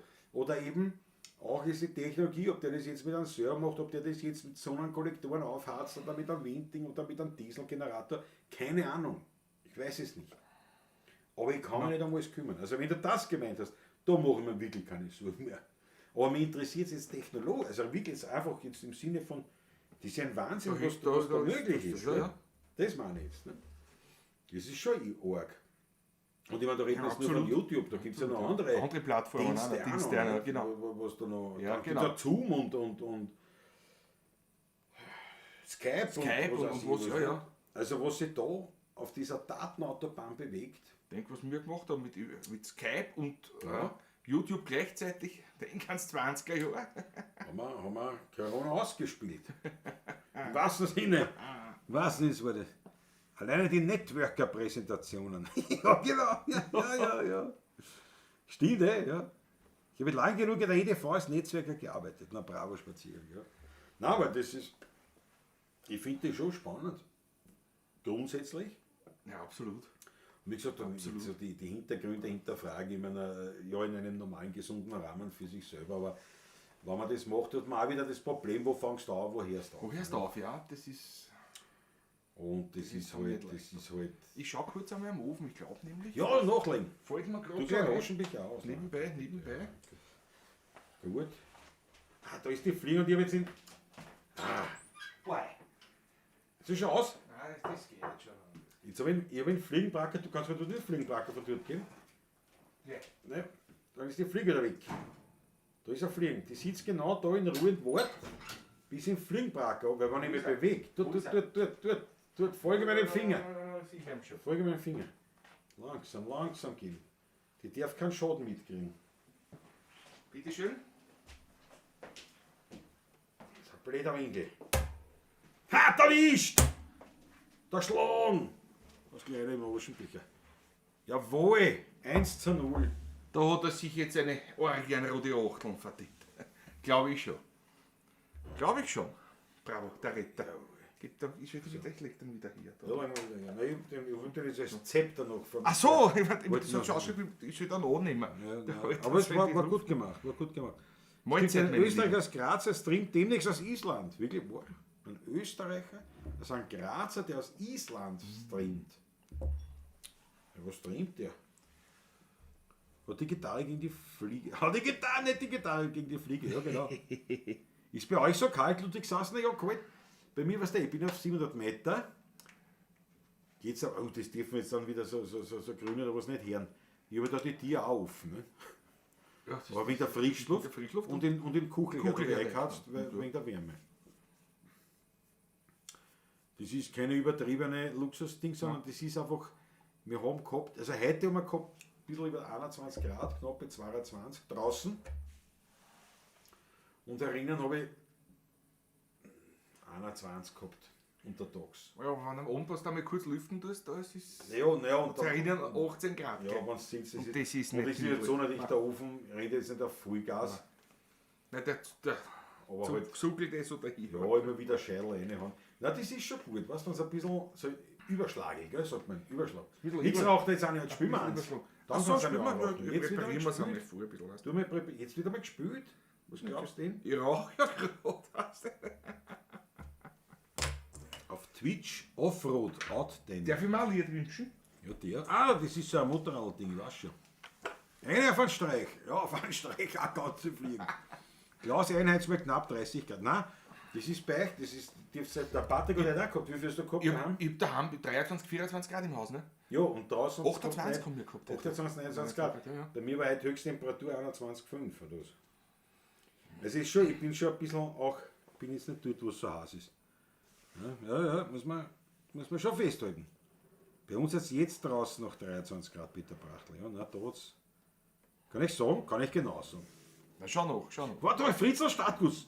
16,2 Millionen sind aktuell, sagt YouTube. Ja. Wirklich, das kann man sehen, wie viel das sind. Der war mal leibend. Fritzl, das taugt mir jetzt viel. Das ist da Jetzt schau noch. da nach, da kann ich mir keine anrauchen. Ja, jetzt schau ich nach, jetzt spielen wir eins.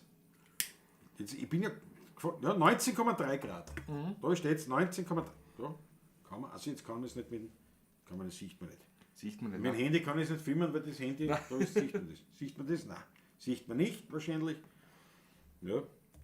Und da hat es jetzt 23 Grad. Gut, ja, das ist klar.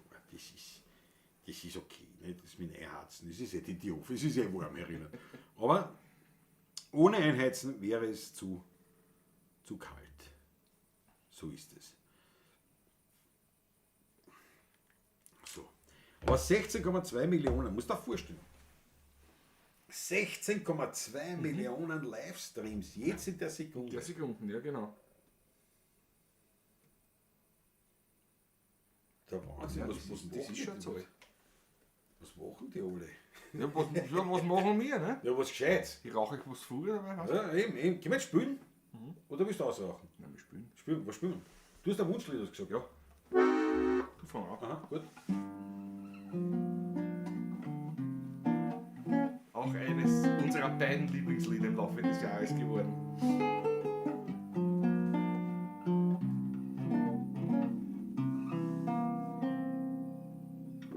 Beim Wein darfst nicht fad sein.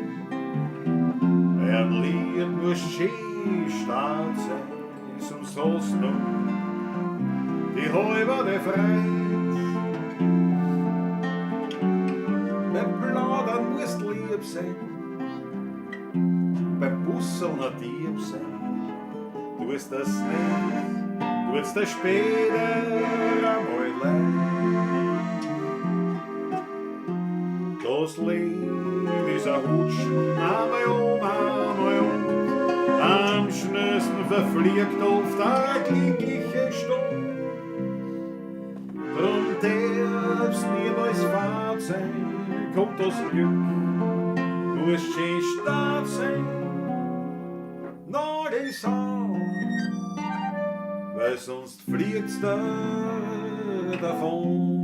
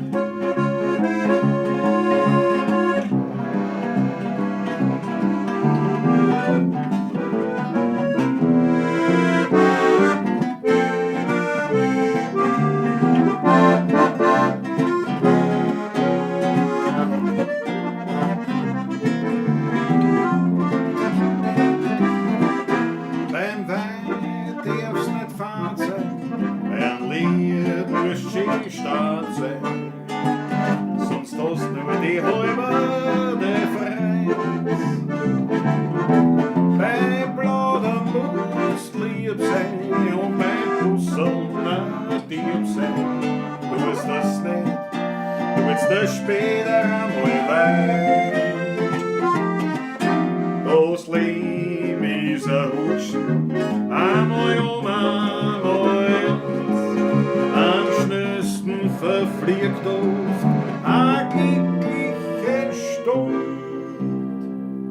Drum darfst mir als Fahrzeug, kommt das Glück, muss schön stark sein. Na, das an, weil sonst fliegst du davon.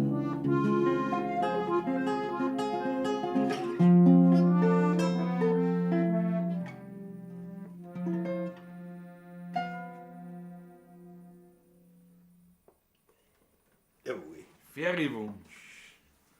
Eines meiner Highlights irgendwie. Ich weiß nicht, irgendwie. Muss ich auch sagen, ja. Das ist für mich auch. Lieblingslied, Absolut eines meiner geworden, Lieder. Schau, der Josef Dadl im Wohnzimmer. Im Josef Wohnzimmer, Dadl ist im Servus, Wohnzimmer. grüß dich Das, Gott. Josef Dadl. Ich war auch immer ein bisschen dick gewurzelt habe. Nimm der Fertige. Bis ich dick gewurzelt habe, ist schon der nächste Montag. Nimm der Fertige. Börtschach 21 Grad rauschfrei. Georg Scheuer, immer noch in Börtschach. Johannes an der Kurpfalz, wo? Das hat vorher, glaube ich, der Grausinger geschrieben, Fritzl Stadtgus. 18 Grad in der Kurpfalz. Ja. 24 in Favoriten. Ja. Habe ich gesagt, da. Jetzt nicht. Ja, es ist schon, und dann muss man jetzt Vor allem sagen, mit den Feuchten kommt nämlich noch dazu. naja, und es ist halt das Haus trotzdem auch, was jetzt wärmer ist, ja nicht permanent dann bewohnt. Nicht? Also sprich, jetzt bin ich gekommen, jetzt war es ein Tag, 2 Wochen, glaube ich, fast nicht, war es zu. Also und das wirkt sich dann auch aus einfach. Na, es ist auch so. Das ist so. Nas hat mich bissen, jetzt hat So. mich endlich zerrissen. Ja, endlich, endlich. Liebe Grüße aus Osaka! Ein wunderbares Land. Hier hat es 32 Grad und es ist jetzt 4:21 Uhr morgens. Bin gerade kurz aufgewacht und wollte euch ganz lieb grüßen. Hätte, haut's eine, für die hätte Servus. jetzt da früh morgens in Osaka. In Japan. Haut's eine Sehr schön. organrote Achteln. Am Samstag ist die Hochzeit meines Sohnes. Ja, Bravo, Hätte. super. Jawohl.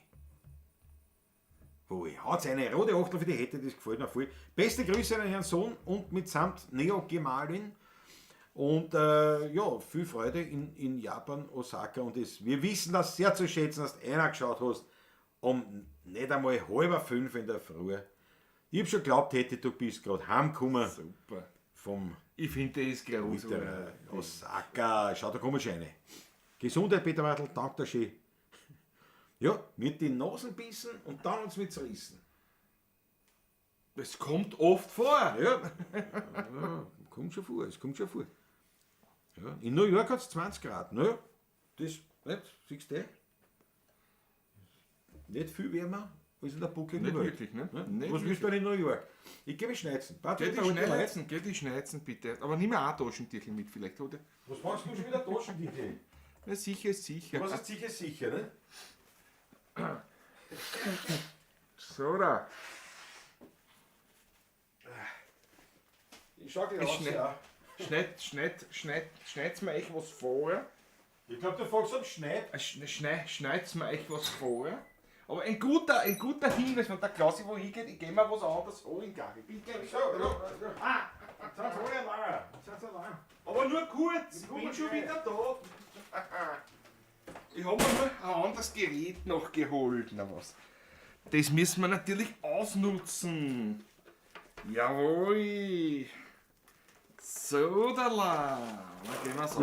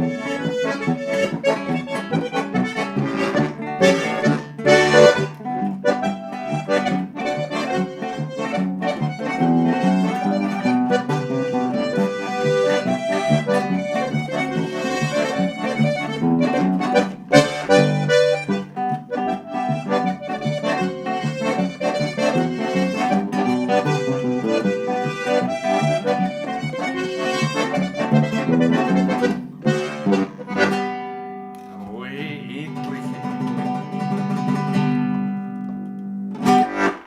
Jawohl. Na, muss man. Na endlich einmal. Muss man einbauen. Uli Slonek. Uli Slonek ist da.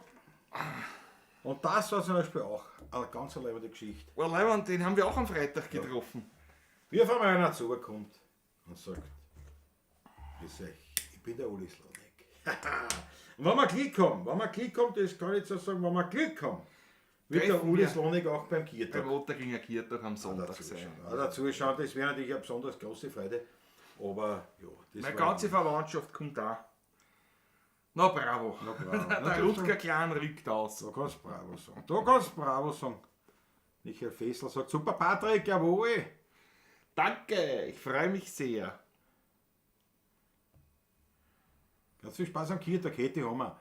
Ja, natürlich die Hätte. War ja auch schon am Otterginger War ja schon mal, Kirtag, ja. ja. Mhm. War ja auch schon mal. Jetzt wird es 12. Wunderschön. Fehlen noch die Löffel. Ja, bin zmiert. Weite, harte Gartenarbeit gemacht. Ja, wie ich gekommen bin, ist ja gerade mit dem Graf Carello Ja, durch freilich. die Gegend gedüst. Da Ne? habe ich gerade den Sparlwitz ausgeliefert. Der fährt sehr flott im Gelände, muss ich sagen. Ja, da tut mir alles weh. Der Sommer ist aus, können wir nicht, ne? Spaziergang. Können wir nicht. Frühshop am 21. Was? 28 Musiker halt. Naja, was der? Juchat's auch. Zwischen Ottingen und Lerchenfeld fragt der Rudi Korbis. Oh, Rudi, du bist ein gemeiner Kollege. Ich habe es immer noch nicht angeschaut. Nein, jetzt wird Zeit. Und der Rudi ist jetzt wird es Zeit. Jetzt ist Was soll ich das sagen? Seit 3 Jahren. Oder 2 Jahren. Na, 3 Jahre Na, locker. 3 Jahre. locker, ja. Also ich zum Schluss verliere das schon wieder. Ja, weißt du. Nein, ist ja ein Aufruf, den Ja, muss ich Rudi, nächste Rudi. Rudi, danke, den muss man nächste Woche müssen wir spielen. Es Bravo, Rudi. bleibt mir nichts über jetzt. Ist ja, passt ja natürlich jetzt wieder perfekt. Passt in die Ich meine, das Herbstzeit sagen jetzt auch schon seit 3 Jahren. Ne? Das erste jetzt, was überhaupt gleich war.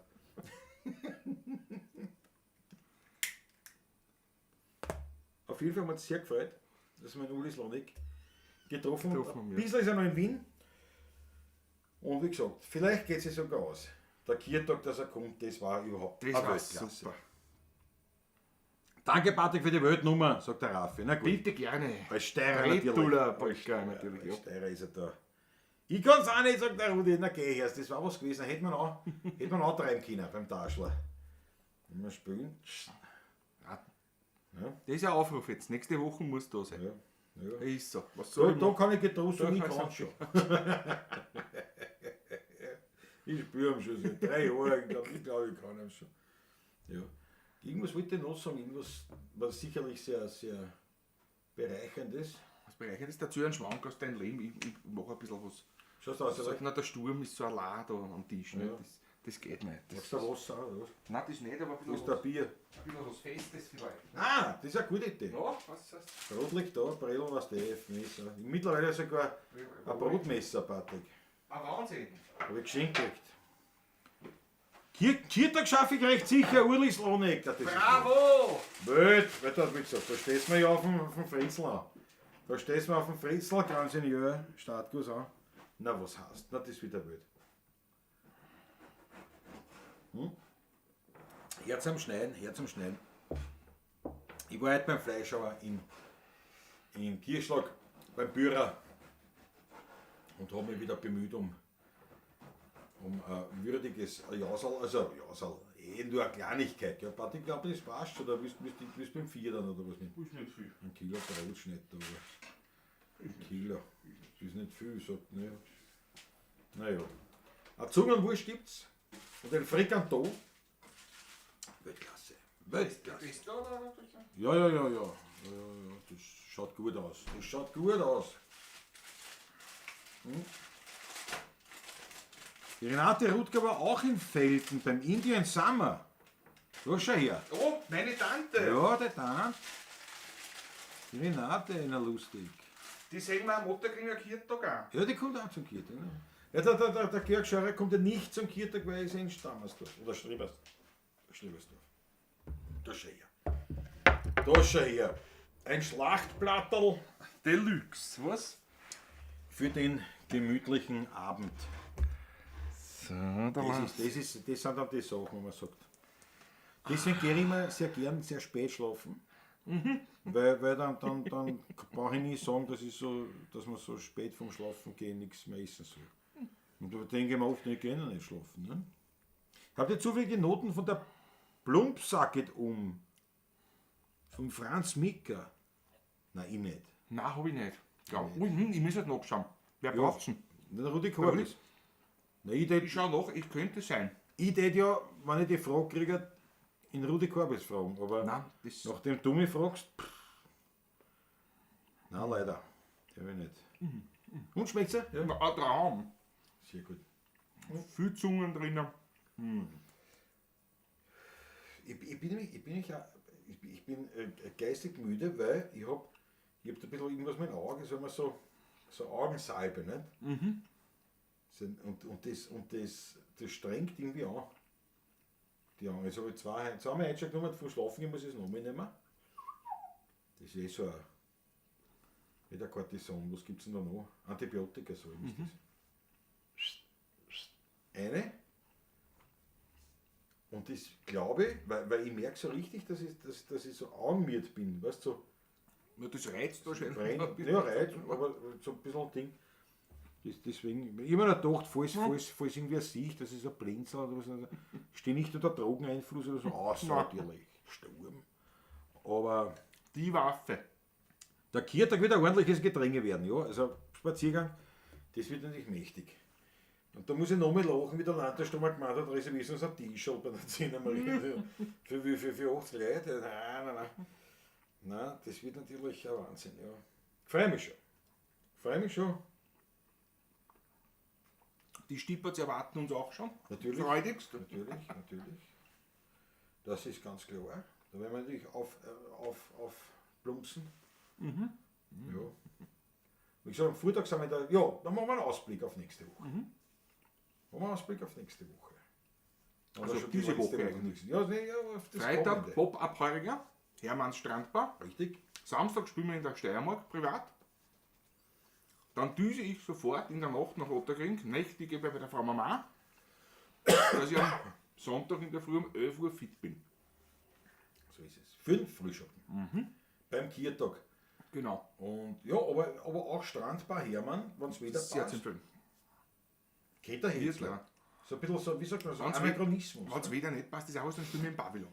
Dort. Also ist auch Ja, kein wir Problem, sind aber, trocken, wir aber sind trocken. Aber es hat jetzt einen besonderen Reiz, nicht? So dieses urban-jackige mit Heringbagel. Ding. Nicht? Und dann kommen wir hier rein. Schon leid. Und der Sandstrand am Donaukanal. Leibend. Also ich finde es auch, ich mag taugt da sowas. wirklich Ich sowas, mag ja, sowas. das taugt Also wenn ihr Zeit habt, Lust, schaut hin. Das ist kommenden Freitag. Kommenden Freitag, 22. Ja. Ab 18 Uhr. Wir sind 18 Uhr. Alexander Hauser macht einen guten Fuß. Mit dem Leiberl kommen. Ja, das ist aber eine gute Idee, Alexander Hauser. Also jeder, der Merchandising-mäßig entsprechend eingedeckt ist, na, das war überhaupt leibend. War super. Also ich würde jetzt so sagen, jeder, der mit einem Leiberl kommt, den zahlt der Patrick einen Spritzer. Bitte wie? Ja, gute Idee, das ist ein Anreiz. Was? Na ja, bin ich spendabel. Ja. Na, mir war lieber, du zahlst die Spritze als wie ich. Aber das ist eine Idee. Das ist eine Idee. Uli, 11 Uhr. Ja, Okay, 11 bis geht 1. doch. Schau, Spaziergang hat schon geantwortet. Von 11 bis 13 Uhr, richtig. Josef Dartl schreibt 18 Uhr. Nicht? Du bist immer. Das ist Achso. das ist der Pop-Up-Heuriger, Hermanns Strandbar. Wann spielst du den Frühschoppen? Ja, um 6 Uhr noch. noch. Ja. Einmalig, ja. Das Frikanto ist auch hervorragend. Ist das ein Vogel, der da pfeift oder will wer was von mir? Ich glaube, da pfeift der Vogel. Glaubst du? Pfeift also komisch. Das weiß ich nicht. Aber Dresscode Pavlacis TV war natürlich schon Hit. Ja, die Spaziergang ist jetzt noch Alexander Hauser klar. Ja, das war aber wirklich wild. Siehst du, auf das habe ich noch gar nicht gedacht. Ja, das war super, oder? Im Fan-Level. Weißt du, da komme ich schon langsam ein bisschen so in die. Ich schon langsam verstehe ich Rammstein ein bisschen. Ja, da haben wir eine Bühne auch, eine hohe. Willst Also, du trotzdem warte, nicht drunter? drunter, Da willst du nein, trotzdem das nicht ist- drunter. Da willst du trotzdem nicht drunter. Aber nein, auf jeden Fall, nein, da freuen wir uns wirklich schon sehr. Da freuen wir uns schon sehr. Und ja, wie es dann weitergeht, weiß ich gar nicht. Die nächste Woche wieder gar nicht angeschaut dann. Ich auch nicht, weiß ich auch nicht auswendig. Am Montag beim Latschen. Genau. Das weiß ich. Am 28. weiß ich auch. Was ist da? Da sind wir bei den Waldviertler. Beim Schrammelklang-Stand sozusagen auf der Bühne. Da spielen wir, glaube ich, um 17 Uhr. Sowas, ne, oder 16, 17, Und 16, 30, 17 Uhr spielen da zweimal am Nachmittag jedenfalls auch. Steht auf der Homepage. Schaut so am Wiener Rodersplatz. Waldviertler. Waldviertel pur. So heißt Waldviertel dieses pur heißt die Veranstaltung. Event das ist dort. Event, ja. Haben wir eh schon oft gespielt dort. Leibend. Absolut schön. Auch sehr zu empfehlen. Ja, da schaut es vorbei. Also wie gesagt, da spielen wir ja, glaube ich, auf dieser Hauptbühne dort und da spielst du aber nur, glaube ich, eine halbe Spielen wir Stunde. zweimal eine oder so. halbe Stunde auf der Bühne spielen wir. Und dann Dazwischen gehen wir ein bisschen beim Festivalgelände. Aber meistens sind wir beim Standel Standel vom vom Schrammelklang. ja. Weil ja Festivalgelände, das ist natürlich eher romantisch, aber Aber das ist halt- laut und man wo hört sollst du eigentlich denn nichts. Man kann hinsetzen? sich nicht hinsetzen. und bei dem Standel dort wissen sie. Ich glaube, ich muss zum Ofen kurz schauen. Ich muss den ein bisschen glaub ich, Ja, schon Luft noch. geben. Ne? Gib Luft. Alexander Hauser, QDPH, jawohl. Dresscode auch für den Kirtag. Ja, von dem reden wir Franz M. Von was glaubt, oder? Oder haben sie von was anderem geredet? Ich glaube, es ist der Kirtag. Der Kirtag, der Dresscode ist Kirtag. Ja, ja, genau. Ich glaube nicht, dass wir vom Strand bei Hermann geredet Na, haben. das geht natürlich auch. Man geht auch Unbedingt natürlich. sogar. Aber ich glaube, dass sozusagen der Kirtag, ja der Event im Fokus der Paragistik da liegt, weil ja doch einige, der Landtagsstrauer Markus, der Maber kommt, der Fritz, der Fritz, der Status, Status der kommt, 60er. Der Uli Slonek ist da. Dann natürlich von den hiesigen, der Alexander Hauser hat zugesagt, der Franz M., der Spaziergang, das war jetzt aus dem Blick außer. Noch einige, habe ich jetzt sicher wen vergessen. Ja. Aber Einige der Alt-Otterkringer Ja, da sowieso. Otterkringer Da Landjugend sowieso. kommen natürlich einige. Zuckerl kommt, nicht klar. ganz klar. Claudia Kari, ganz liebe Grüße aus Kortschula. Jawohl. Grüße Retour, Mahlzeit. Lasst's mir in Marco Polo schön grüßen. Kortschula, Geburtsstadt von Marco Polo. Kortschala, ja. Insel, Geburtsinsel. Die Die Insel. Geburtsstadt, die Kortschula heißt die Stadt aus Städte, Kortschula. Geburtsstätte, ist die Insel ist Kortschala. Ja, ja, aber die Stadt heißt auch Kortschula. Du bist es nicht klar. Die ganze Insel heißt Kortschala. Ja, aber auch die Stadt heißt Kortschula. Und der ist nicht in der Insel geboren, sondern in der Stadt. Ja, auf der Insel. Das ist eine Halbinsel übrigens. Keine Insel. Oder ist es eine Insel? Nein, ist ja eine Halbinsel. Nein, ist eine Insel, glaube ich sogar, oder? Na schau, Ist mit ein Festland Blödsinn. verbunden, weiß ich Ein jetzt gar nicht. Blödsinn, Retter, das ist Hauptsache du redest. Eine Halbinsel oder? Ich weiß gar nicht. Ich glaube fast, es ist eine Halbinsel. Aber ich bin mir auch nicht wirklich Aber wir sicher. werden das vielleicht gleich erlesen hier, ne? Aber ich weiß auf jeden Fall, Kortschula, Geburtsstätte, das halt so haben willst, Marco Polo. von Marco Polo. Das heißt natürlich so, ich habe das damals, wir sind mit einem Segelboot War gefahren, immer nur ein Sturm. in der Sturm. Und da haben wir eine Nachtfahrt gemacht. Ich hab die Freude gehabt, nachdem es eine wunderschöne Nacht war, den Navigator zu machen, versteht ich. Das ist normal verrennt, aber am Meer geht es eine Küste entlang, weil du denkst, da links ist die Küste. Kreuzbeilung geht Da schon. kann Ne? kannst du nicht machen. Ja, mit Kreuzbeilung, klassisch. Weil gesagt, das ist ja viel lustiger. Ne? Das mit GPS, es ist Fahrt, du schläfst ein. Wenn es wieder schön ist, ist es Ja, super. traumhaft schön. Du hast ja in jedem Leuchter hast du alles gesehen. Und da habe ich die Kreuzbeilung gemacht. Und wir legen, es war ungefähr 4, halb 5 in der Früh, fahren wir auf den Hafen von Kortschula zu, auf den alten Hafen. Und auf jeden Fall haben wir gedacht, na, dann nimmst du natürlich die Kirchen dort, diese Kathedrale, nimmst du natürlich auch gleich als Peilpunkt. Na und die peilte an, auf einmal dran sind Strom an. Ganz Kortschula in der Fenster. War die Peilung schon wieder beim Teufel? Na, und ich mir gedacht, Alter, was jetzt noch? Geht schon wieder der Krieg los? oder Sind wir was? da mit GPS dabei? Nein, ja, gibt ja andere Leuchtturm dort. Ich mir gedacht, ich nehme halt die Kirchen, ist ja leibend, ich habe mir schon gesehen. Aber auf jeden Fall war, nein, weil schon die Dämmerung war, also halt wahrscheinlich das alles anwarten. Und dann sind wir in diese. Und da ist schon Strom gespart. Haben wir Ne? schon gespart, haben wir schon gespart. Ja, Und dann sind wir also in den alten Hafen da von Kortschula und immer so gedacht, das heißt romantisch, ich bin ja da irrsinnig so ein historisch romantischer. Wir fahren da so in auf dieses alte Gemäuer zu, ne? So auf Kortschula eine still, das ist Morgendämmerung, also 5 in der Früh. Und ich denke mir, so muss das der Marco Polo gesehen haben, wie er da gefahren ist. Ne? Da siehst du wirklich nur die mittlere Stadt. Natürlich, Marco Polo ist dort auf die Welt gekommen, war aber glaube ich nie wieder dort. Also, es ist natürlich nur eine romantisierte Vorstellung meinerseits, aber das hat man halt so gedacht. Das ist natürlich laut. Also auf jeden Fall an Claudia und Oliver natürlich. Beste Grüße. Und die anderen auch, die lassen uns auch schon grüßen. Karin und Norbert. Jawohl. Da wird Büdel gesegnet, da wird Büdel gesegnet. Norbert, nur in der Badehosen. Was denn? Ein Athlet. Naja, Nein, aber sehr leibend. Zum Werfen am BH, Alexander Hauser unbedingt. Strand bei Hermann, welche Uhrzeit? 18 Uhr. 18 Uhr. Ich komme mit meiner Frau, bravo spazieren. Bravo, jawohl. Schau, die Maggie Pemperton. Kurzer Gruß von einem Schweizer Gaststammtisch. Gerade wird diskutiert, wie man Gin macht. Bis nächste Woche, jawohl, Maggie. Weltklasse, beste Grüße. Super. Beste Grüße. Na, spielen wir wieder was, oder? Wie weit ist Strand bei Hermann von Otterring entfernt? Du, pass auf, öffentlich? Öffentlich ist das ist ja U4-Station. Ja, aber nein, es ist in der Innenstadt. Das ist in der Innenstadt, schon, aber man kommt also Fuß zahlt sich schon.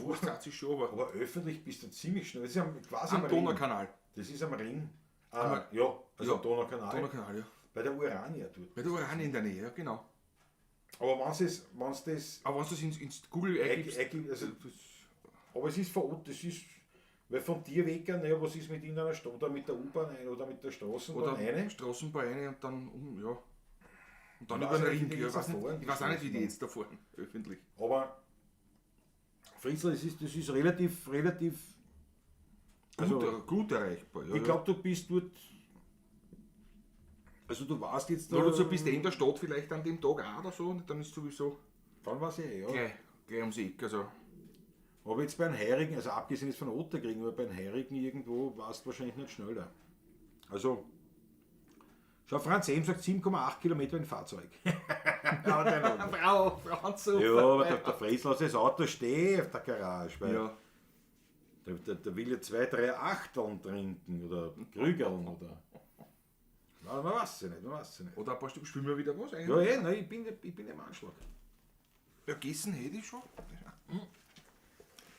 Ich war jetzt noch. Nein, ich fahre Taxi, ne, Fritzl Startkurs, bravo. Na, bravo. Das ist mit Taxi eine. 7,8 Kilometer, wie gesagt.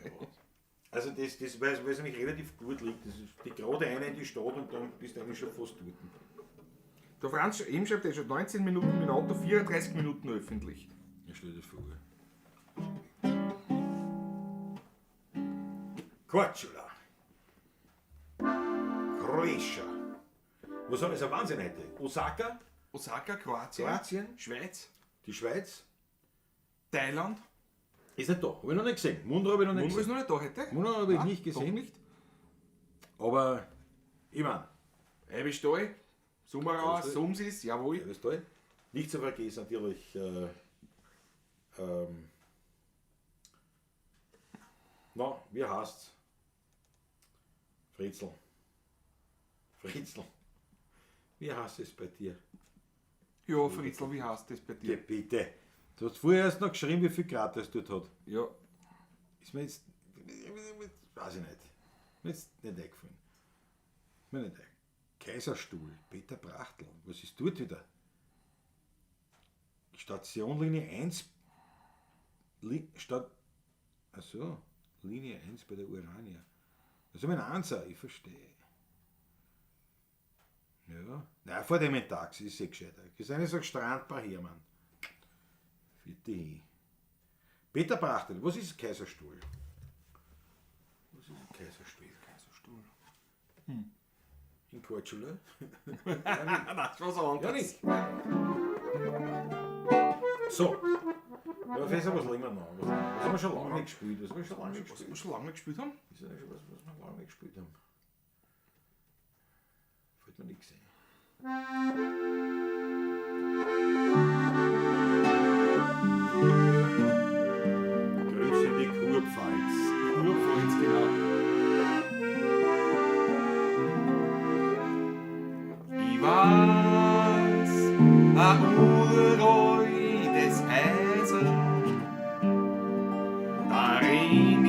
ein ganz ein kleines Beisein. Der wird dieser Grenz wie das Mandel, serviert den Wein mit seinem zittrigen Handel. Dort kommen alle Echten werden zusammen, weil's heute den Wein kein Platz mehr hat. Dort geh ich hin, dort bin ins Haus und dort ruf ich aus. Ich weiß ein ganz Wirtshaus, weit raus in Ottergring. Dort sitz ich und träum mich allein. Und wann ich ja dort oft die halbe Nacht verbring, daran ist schuld nur der Wein. Und wann ich das Wirtshaus in Ottergring, war ich längst schon kein Junggesell heut mehr. Dort sitz ich und träum ich, wie wahr ich loch ich sie in dem Wirtshäusl Rost in Ottergring.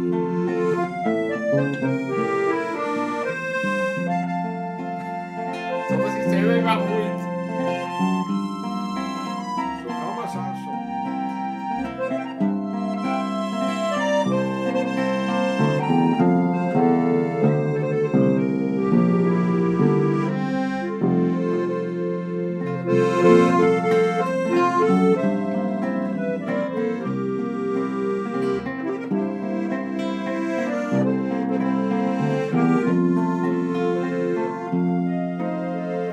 Und wann ich das Wirtshaus in Ottergring,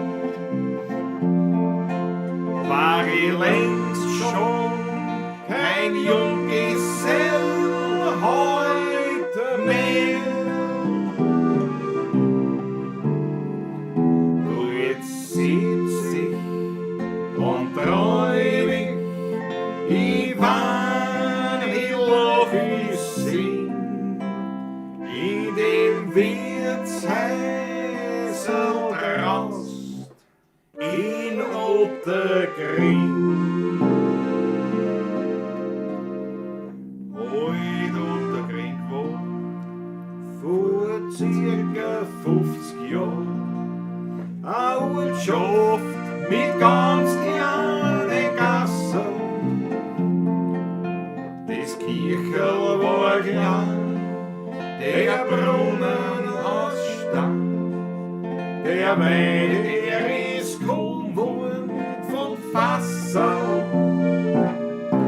Schon als Bischerl war ich bei der Zehnermarie, ob Festudel und Post und manches Madel verlust, ob die Stimmung sich geholt, ob's die König um ein Wein geschickt, den heut Ottergring ist mein Paradies. Die 7. Jetzt haben wir aus Ottergring. Die gehen heut zusammen, weil's noch zwei Zwitschgen sind vom selben Baum. Jetzt haben wir aus Ottergring. Das hat einen Zweck, weil's noch zwei Label sind vom selben Beck. Es tut nicht gut, wenn man so viel suchen tut. Denn die Gäste liebt, die wächst im eigenen hin. Jetzt haben wir aus Ottergring. Die kehren zusammen, bis du zwischen sein vom selben Baum. In Otterkring, da hat man sich lieb. In Otterkring, im 16.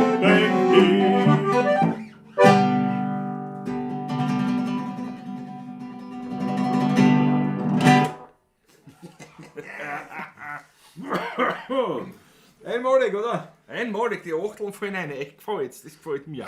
Schon Johannes Schütz aus Hintertal. Johannes Schütz aus Hintertal. Und jetzt weiß ich, na gut, wo ist er jetzt? Der Peter Brachtl. Aus Freiburg Richtung Elsass quasi, der Kaiserstuhl oder im Kaiserstuhl. Na Welt, aber eigentlich spannend, wenn man das so festhalten tut. Aha. Von wo sie alle zuschaut, das ist schon leibend. Das ist wirklich klasse. Muss man echt sagen. Das Messing haben wir auch schon lange nicht gespielt. Der Georg, ein guter Hinweis auch einmal, ja. Ja, wunderbar. Ja, mäßig, schon. Peter Brachtl, wenn ich 5 Minuten rauslaufe über die Rheinbrücke, dann bin ich in Frankreich. Dann habe ich die.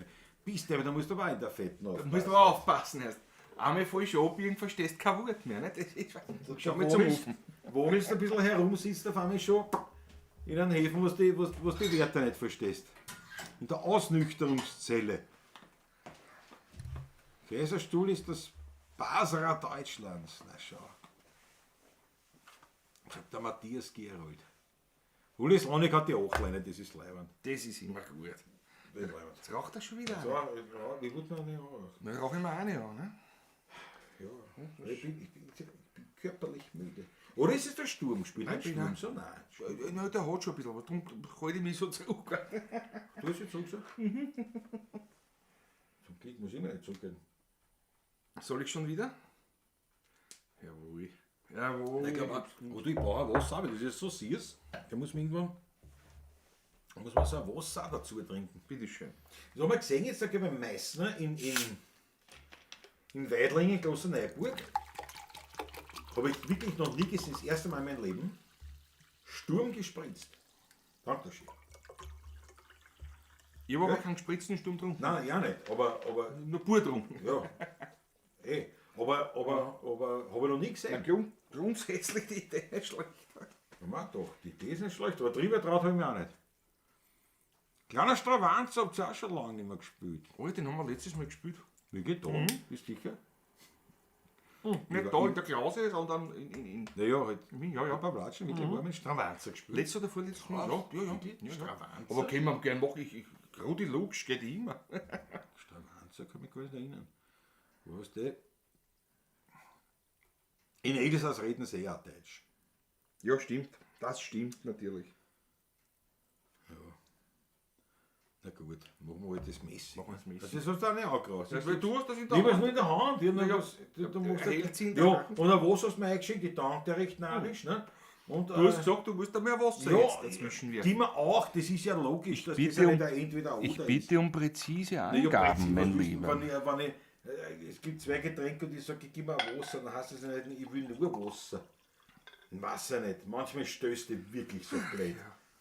Bitte schön, Herr Kollege. Dankeschön, na was, das geht ja. Ja, ist mir schon. Ja. Das ist ein Wahnsinn. Ich dachte jetzt auch Wasser zwischen, weil so siehst ist der Mahlzeit, meine Lieben. Mahlzeit. Prost. Was sagt der Andrea? Ich habe in Stammersdorf mal einen Sturm gespritzt bestellt, hat mir so ein junger Mann durch glatte Sturm mit Wein gespritzt. Nicht zum Trinken. Ein bisschen aufbessert, nicht? Ja, aber das stelle ich mir auch nicht gut vor. Also ein Sturm mit einem Wein, Nein. nein. Ich glaube, das kann Nein. nichts. Wobei, wenn es die gleiche Sorten waren, dann wenn du Ja, dann wieder nicht durch hast, ein wirklich. bisschen. Ja, ich meine, war wie ein Schnitt eigentlich beim Most, nicht? Wenn du sagst Süßmost und da drauf. Aber jetzt einen gespritzten Sturm, ich meine grundsätzlich immer schon, naja, du so Haarstagerl, das ist ja Traubensaft gespritzt in Wahrheit, ne? Der Sturm. Dann, Ein bisschen Germ ist schon drin. ja, ein bisschen Hefe ist schon drin. das war ein Spiel halt, nicht? Aber das war, aber ja, aber ich weiß nicht. Ein Wein? Nein, das ist nichts, das heißt gar nichts. Das ist einmal, dass man die Speaker da weggekriegt. Was haben wir gesagt? Messing. Messing. Machen wir. Wirklich, also ich bin überhaupt so grundsätzlich nicht mit, ich weiß ja nicht, was ich was gesagt habe. Ich merke das richtig, das ist für die Augen aus. Das ist so für die Augen so richtig so eine.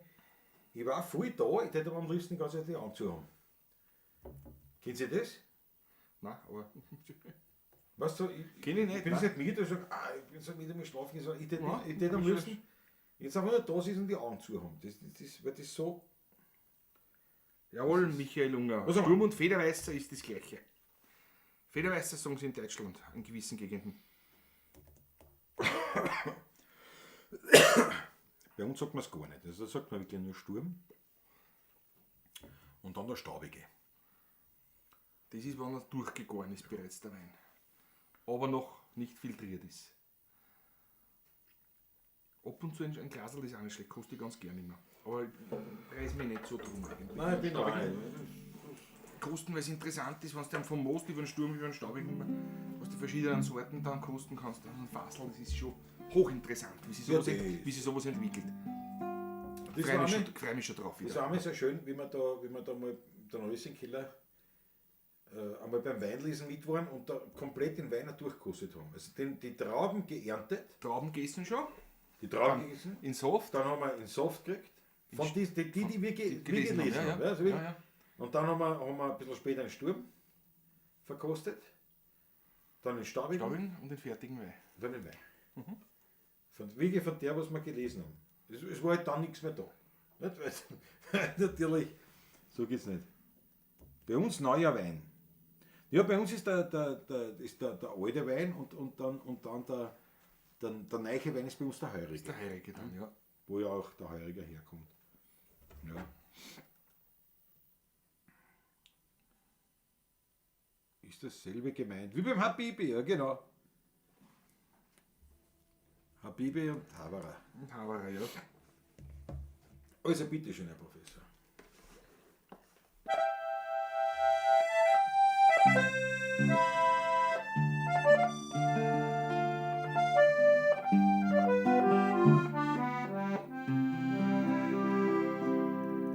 Und die Fuhrlein auf der Straße trinken gerne einen Wein oder Rödiger. Sing's an Sorgen, was sie schon, da schreit's Gehör und sang Gedreh.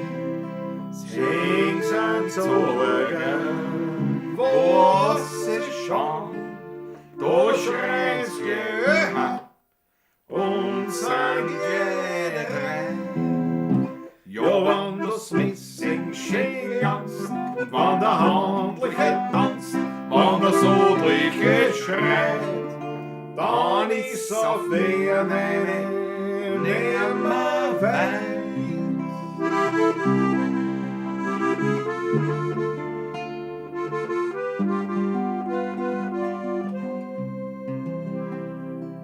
Und vom Vater sein Zeichen, das steht da drinnen am Grom oder Rödiger. Und da seine kann ich sagen, dass noch kein schönes nie gesehen hat. Und da seine kann ich sagen, dass noch kein schönes gesehen hat. Ja, wann das Messing schön glänzt, wann der Handliche tanzt, wann der Sodliche schreit, dann ist auf Wehen nimmer weiß.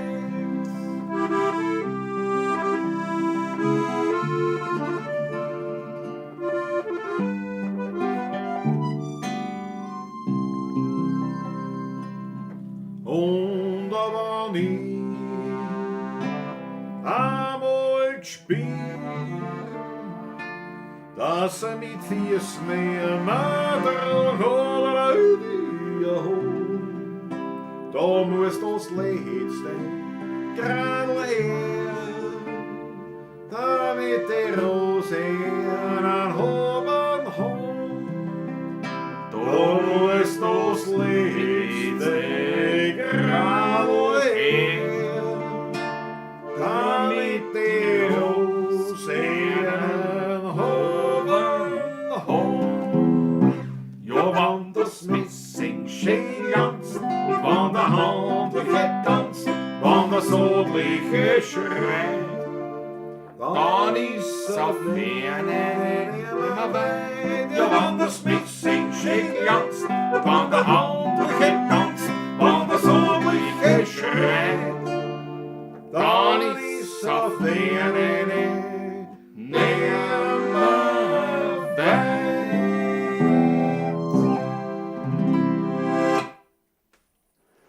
Großartig. Messing. Super Idee. Georg, danke. Jawohl. Warte, ich muss einmal reinschauen auf den Chat. Nicht schauen, ob er reagiert oder nicht. Oder ich Ah, weiß nicht, gut. wie das Oh ja. ist. Naja, Rauchen, saufen, Leute gehen. Aber jawohl, es gibt einen Superchat 599 von Andrea Walker. Schön. Flocki, ich schaue mir dann mal meine Augenlider von Ihnen an. Gute Nacht und vielen Dank für die schöne Musik. Andrea, Gute danke Nacht. herzlichst. Mahlzeit. Danke, der Schön. Mahlzeit.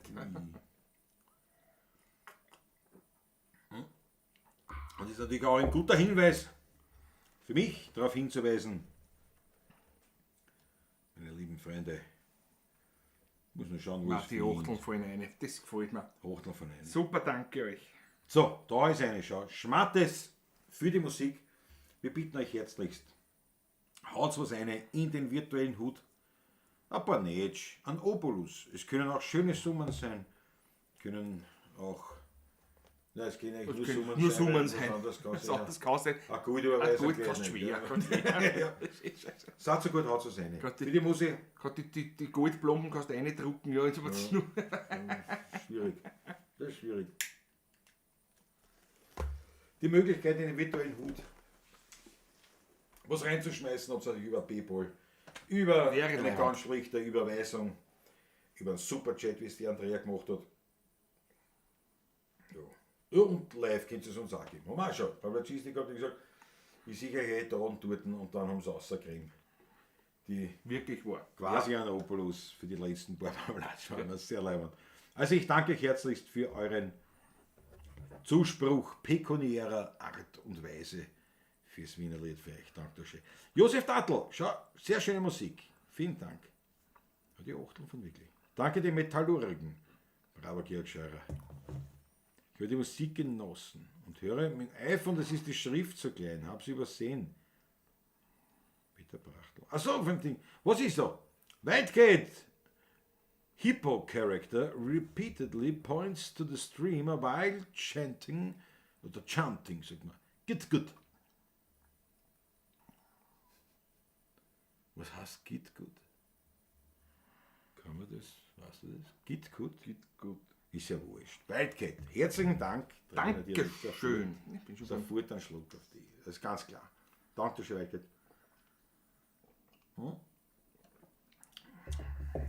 Jetzt, wo wir dann zum Schmecken anfangen, ist die Flaschenbordlage. Na ja, schon noch was da. Ja, aber es speit sich schon, es speit sich. Ja, habe ich irgendwas noch übersehen? Irgendwo war was. Der Franz Ehm hat da was mitgeteilt. Das hatte ich einmal am Schafberg, vom Most über Sturm zum Staubigen. Alles innerhalb einer wärmeren Woche. Ja, leiwand. Ja, aber das war wirklich super. Wir haben das gehabt mit Müller-Thurgau beim Röschenkoller. Was, wenn es statt den Achteln einen Doppler geben würde, wäre ich für eine Zwarer Vasen digital überreichen. Naja. Wollte früher mal beruflich nach Kehl ziehen, hatte leider nicht geklappt. Naja. Was weiß man, wofür es gut war, nicht? Man weiß ja nicht. Im Nachhinein. Ja. Josef Dattl geht schlafen. Der Josef Dattl geht schlafen. Gute Nacht. Na gut, das ist schon Nacht 10, ne? Ja. Ja, gut, Gute ja. Nacht. Ja. Der Patrick, das ist wie so eine Aufsichtsperson beim Skikurs. Ja, stimmt, es ist schon über 10. Haben wir uns gesprochen, meistens um 10 gehen viel schlafen. Ja, aber wie ist das so? Nicht mir. Nein. Wie wir heute schon gesagt haben, wenn wir noch in der alten Brillentechnologie, ja, nicht mehr beide solche Aschenbecher, da würde man nicht so cool ausschauen wie heute, sondern so richtig wie die alten Auf die Ohren. alten Fotos. Schau, der alte Onkel Patrick. Grüß euch Gott, ich sage heute. 50 auf 3. Hab ich? Das war früher so ein Ding. Wie wir ein Lied auf der Harmonika spielen. Rucht's zu. Der Schuhstein, der hat so ein Ding. Ja, der Frieder, viel, aber da kommt. Das war Wahnsinn. Ja, ich spiele auch was. Einmalig. Naja, ja, schon langsam immer. Du bist ja noch beim Essen. Das ist ja ich hab jetzt keinen Hunger. Ich habe noch eine weite Reise vor mir dann später. Muss ich ein bisschen stärken vorher ein bisschen. Ne? Ich will auch was essen oder nicht. So wie kein Hunger haben. Du kannst ja nachher auch was essen. Ja, nachher ist es spät, ne? So habe ich auch gesagt heute, ne? Vom Schlafen gehen soll man nicht.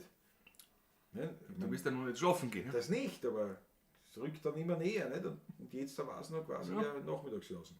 Naja. Hast recht, der Mitternachtsimbiss ist noch nicht. Na weit weg. Arbeit, gell? Zungenwurst wieder, einmalig. Super. Der Kost habe ich schon. Ein Traum. Aber man dachte, das ist eh nur mehr so wenig da gewesen. Was ist das so wenig? Daniel Schlögli, Principessa ist da. Jawohl, die Principessa. jawohl. Musst ein wichtiges, längeres Telefonat mit einer Freundin führen. Alter, 2 Stunden? Oh ja. 2 Stunden? Ist entschuldigt, wenn sowas Wichtiges ist man entschuldigt. Ja, muss ich ehrlich sagen. Erstens haben wir die Principessa steht Ist ja man ohnehin entschuldigt. außerhalb des Pablacisti Codicis Juris irgendwas. Ja, weil es ist die Principessa. Das ist genauso wie der Grand Seigneur, das ist einfach für die gilt das Reglement, nicht? Schon wieder fliegen. Ja, wo kommen die her? So ist es zu. Die hast du einlassen. Wie du draußen bist. Die hast du Ich war nicht einlassen. draußen, ich bin nur reingegangen einmal. Seither war Ja, ich nicht du hast draußen. nicht, du hast das einlassen. Die hat jetzt auch gefolgt. Wahrscheinlich, ja. Die sind auch Die mit dem Sturm gekrochen. Der Wahnsinn. So ein Wahnsinn. Aber trotzdem, Daniela Schlegel, muss ich sagen, Hut ab, das war ein langes Gespräch. Das ist super. Später musste ein längeres Telefonat mit einer Freundin führen. Das finde ich, was, ich finde es ja leibend. Erstens einmal schon mal super, dass man sich überhaupt nicht entschuldigt. Ja? Wo es ja absolut keinen Grund gäbe, Nein. für euch irgendwie sich nur irgendwie erklären zu müssen. Also das finde ich schon mal leibend, dass man einfach sagt, ja, ich weiß, ich bin später. Oder nicht, die Maggie auch, nicht? Die Ja. war gleich geschrieben, die hat mir schon vorher geschrieben. Die hat schon am Nachmittag schon geschrieben. Die Hetty schreibt aus Osaka um 4:30 in der Früh. Ich tue dann leid, dass ich nicht dabei bin, aber es ist Zeitverschiebung und ich bin da in Japan. Es ist ein Wahnsinn. Aber natürlich, wenn man dann sagt, Schön, aber. ich habe ein wichtiges Ist schon Telefonat gehabt. Was du jetzt sagst, Entschuldigung, ich bin spät 5 Minuten.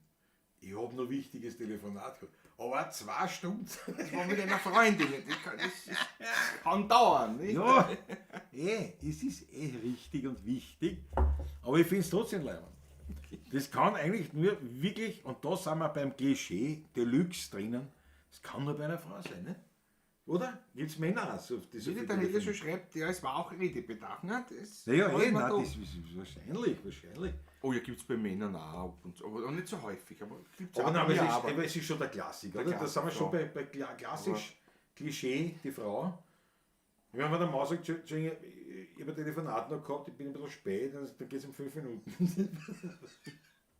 Entschuldigung, ich hab noch telefonieren müssen. 2 Stunden! Weltklasse. Weltklasse, taugt ein mir. bisschen Seelentröster spielen und so, da kann die schon. Ja, machen, das ne? alles. das Naja, also nicht einmal nur das, aber einfach nur sich was zum dazu. Oder was nur lustig ist, wenn man Erst schon einmal- lange nicht telefoniert hat. Wenn ich wo zusammensitze, mit wem? Heißt, ich hab beim nichts Kaffee mit- oder Ding, da sind auch 2 Mit Stunden. wem habe ich auch nicht so lang. Habe ich auch fast eine Stunde telefoniert. Mit wem war ich? Also schon längere Zeit nicht Die gesehen. wirst auf der Mailbox geredet haben. Nein, ja, genau. Servus, Was kann Patrick, schon passieren? du darfst nicht vergiss Folgendes. Ja, was? Aber wenn man mit Slat Herbert telefoniert zum Beispiel, kann das eine halbe Stunde einmal nichts. Schon. Das ist wir sehen einander ja Du. nicht. Ne? Das ist ja. Ja, wie gesagt, auch Aber wenn ich mit wem zusammensitze auf einem Kaffee oder Zigarette oder wo, na, da ist ja auch 2 Stunden nichts. nichts. Nicht? Also, also daher ist ja das nur sozusagen Spaß halber. Nicht? Aber ich finde es trotzdem lustiger, wenn man sagt, Entschuldigung, ich habe ein bisschen telefonieren müssen. 2 Stunden. Einmalig. Schau, Fritzl Startkurs, der ganze Jahr. Ich genieße jede Minute mit euch allen. Bravo, Fritzl. Bravo, Fritzl, geht's da so wie uns. Wolfgang Wie genießen. Grohatzka, zu 8 zu spät, hat trotzdem schönen Abend. Jawohl, gefällt mir. Wolfgang, Da ist Wolfgang. er, Wolfgang, servus. Geld. In 20 Minuten kommt der Max von der Schicht heim. Ja, Daniela, das sagst du aber auch von uns natürlich. Beste Grüße. Ein natürlich. dickes Puzzle. So gehört sich Ein das. dickes Puzzle. Der Mann zieht sich in die Höhle zurück, die Frau sucht das Gespräch. Da ist schon was Wahres dran. Ja, ja. Das ist ein Wahnsinn, ja. Aber es stimmt schon, ne, klar. Für eine Frau ist 2 Stunden geschwind das Nötigste. Passt, Peter Brachler. Ja. Naja, nein, das ist, aber wie gesagt, das stimmt schon, ne, 2 Stunden. Ich meine, gut, telefonieren ist bei mir so ein schlechtes Thema, weil ich bin kein Telefonierer. Ich mache das nicht. Ich tue es nicht, ich will nicht. Ich will gerne reden und zuhören, ja, aber nicht am Telefon. Gell? Das mache ich nicht. Also das Einzige, was ich halt mit meiner Mutter telefoniere halt, ne? Ja, mit der Frau haben wir eine 3/4 Stunde auch telefoniert. Na gut, ja. Aber Obwohl wir uns getroffen haben am nächsten Tag, aber trotzdem. ja, nein, das ist bei meiner Mutter auch, also auf jeden Fall das dauert halt, ja, aber das soll so sein, das passt schon. Aber so, also ich telefoniere nicht, das ist wirklich bei mir so, kurzes Telefonat, und was Und wir geht, telefonieren was ganz kurz. Über mir zwei, bei mir fast- was gibt's, zack, zack, zack. fast nur Und WhatsApp fertig. ist das. Weil Ich ich weiß bin nicht, kein was mir zwei. Ich bin kein Telefonierer, daher ist es bei mir ein schlechtes Beispiel. Aber wie gesagt, ich vergleiche das ja eben auch jetzt, Hausnummer, ich sitze wo, oder man trifft zufällig, ne, jemanden auf der Straße. Ne? Ich meine, gut, ich bin ja noch keine 2 Stunden hängen geblieben, aber auch weitaus länger als man. Nach spätestens geplant 10 hätte. Minuten kommt dann meistens der Vorschlag meinerseits, geh, da drüben ist eher ein Wirtshaus, da gehen wir kurz, gell. Ja. Setzen wir uns ein bisschen hin, ne? Das ist gemütlicher als da, ne? Was sagt Daniel Schlegel, auch wenn man es mir nicht glaubt, geredet habe ich nicht viel. Jawohl. Naja, dann hast du deiner Freundin was Gutes getan. Eindeutig, das sieht man schon. Schau, Ludwig saß geschlafen, muss um 5 wieder aus dem Bett. Nee, schau. Gute Nacht. Erst pass auf, die Hette ist um 4:30 aus dem Bett. Heute. Das ist aber in Urlaub, quasi. Die ist nicht in Urlaub, Bei ist der aufgestanden, Vorbereitung. hat uns aus Japan Grüße geschickt und wird sie wieder niedergelegt haben. Wird schon wieder büseln wahrscheinlich. Ja. Die Hätte. Ludwig saß, schlaf gut. Gute beste Nacht Grüße. euch, gell? Schöner Beste Gruß, Grüße. gell? Fritzlstadt. Ich bin so gesprächig wie eine Muschel. Ja, Fritzl, wir haben aber schon gute Gespräche. Na, das glaube ich auch. So ist es nicht. Den Fritzl habe ich noch verstanden. Der Klaus schon mal. Bier. Das, Kann mich erinnern. wo soll das gewesen sein? Irgendwo so in der Marschbach oder so. Irgendwo so. Da haben wir Bier, da So haben bei wir der schon Schaff. weiterunten. Wird Da hat er aber viel Bier getrunken. Gutes Ja. Bier. Hervorragendes Bier. schon gewesen sein. So. Ich bin gefahren mit einer BMW ANMT. Das weiß ich noch. Vorher. Vorher, vor dem Trinken, ja. Ihr seid gefahren, wir haben hergekriegt. Ja. Du hast gesoffen, du hier. Hergekriegt haben wir, mein Lieber, die Tisch und alles. Mein Lieber, Kann man gearbeitet, mein Lieber, sag's euch. Mein Lieber. ich rede eigentlich gerne, 50 komme aber nicht Tisch. zu Wort. Bravo, Matthias Gerald. Ja, nein, schau, das zum Beispiel, ich rede dann einfach. Ob man wer zuhört oder nicht, Ist mir dann wurscht. eigentlich ziemlich wurscht. Weil ich denke mir, schau, der Herrgott hat mir aufgetragen, das in die Welt zu bringen, was auch immer ich gerade sagen will. Und das mache ich nicht. Wenn die anderen nicht zuhören, haben sie. Hab ich gehabt. Ja, oder Klick, ich weiß nicht, was ich sage oft. Das kommt drauf an. Sag jetzt nix. Schau, die Maggie schon wieder. Bin gerade auf nach Hauseweg, werde später die Sendung anhören. Bravo, Super, Maggie. Maggie. Bravo, Maggie! Wenn die Freunde nicht so weit weg wohnen würde, dann hätte ich sie heute besucht. Daniela, Ja. das weiß ich. Du bist ja eh Ja. ein gutes Söh. Aber du wirst dir ja hoffentlich auch so Ich hab schon wieder einen Wunsch, dass ich gern spielen würde. gut geholfen. Bitteschön.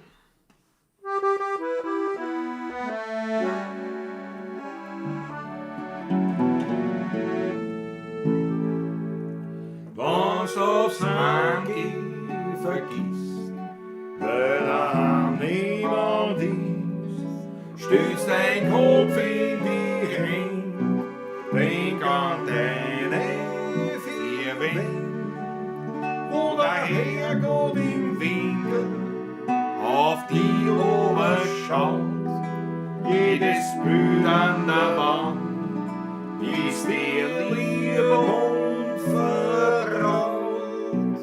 Wenn's aufs Handy vergisst, weil's daran nicht du bist, sei nicht traurig und mach dir nichts draus. der heutigen Zeit, da gibt's für ärmere Leute. Drum sei glücklich, du hast ein Zuhause. Irgendwo versteckt in einem Winkel sitzt ein alter Mann ganz in der Kahn, ganz verlassen tut auf seinen Fleckel, den traut sich heute gar nicht haben. Weil beim Wirten, ja, da hat immer sehr viel Leid umsichtig freundlich sein. Doch daheim, da sitzt in seinem Zimmer, ohne Zuspruch nur der Söhne allein. Da sagt ihm zur Sperrstunde ein Freund, der ist ehrlich und gut mit der meint. Wenn's aufs Heimgehen vergisst, weil daheim niemand ist, stößt dein Kopf in die Hände, denk an deine vier Wände. Wo der Herrgott im Winkel auf die Ober schaut, jedes Bild an der Wand ist dir lieb und vertraut.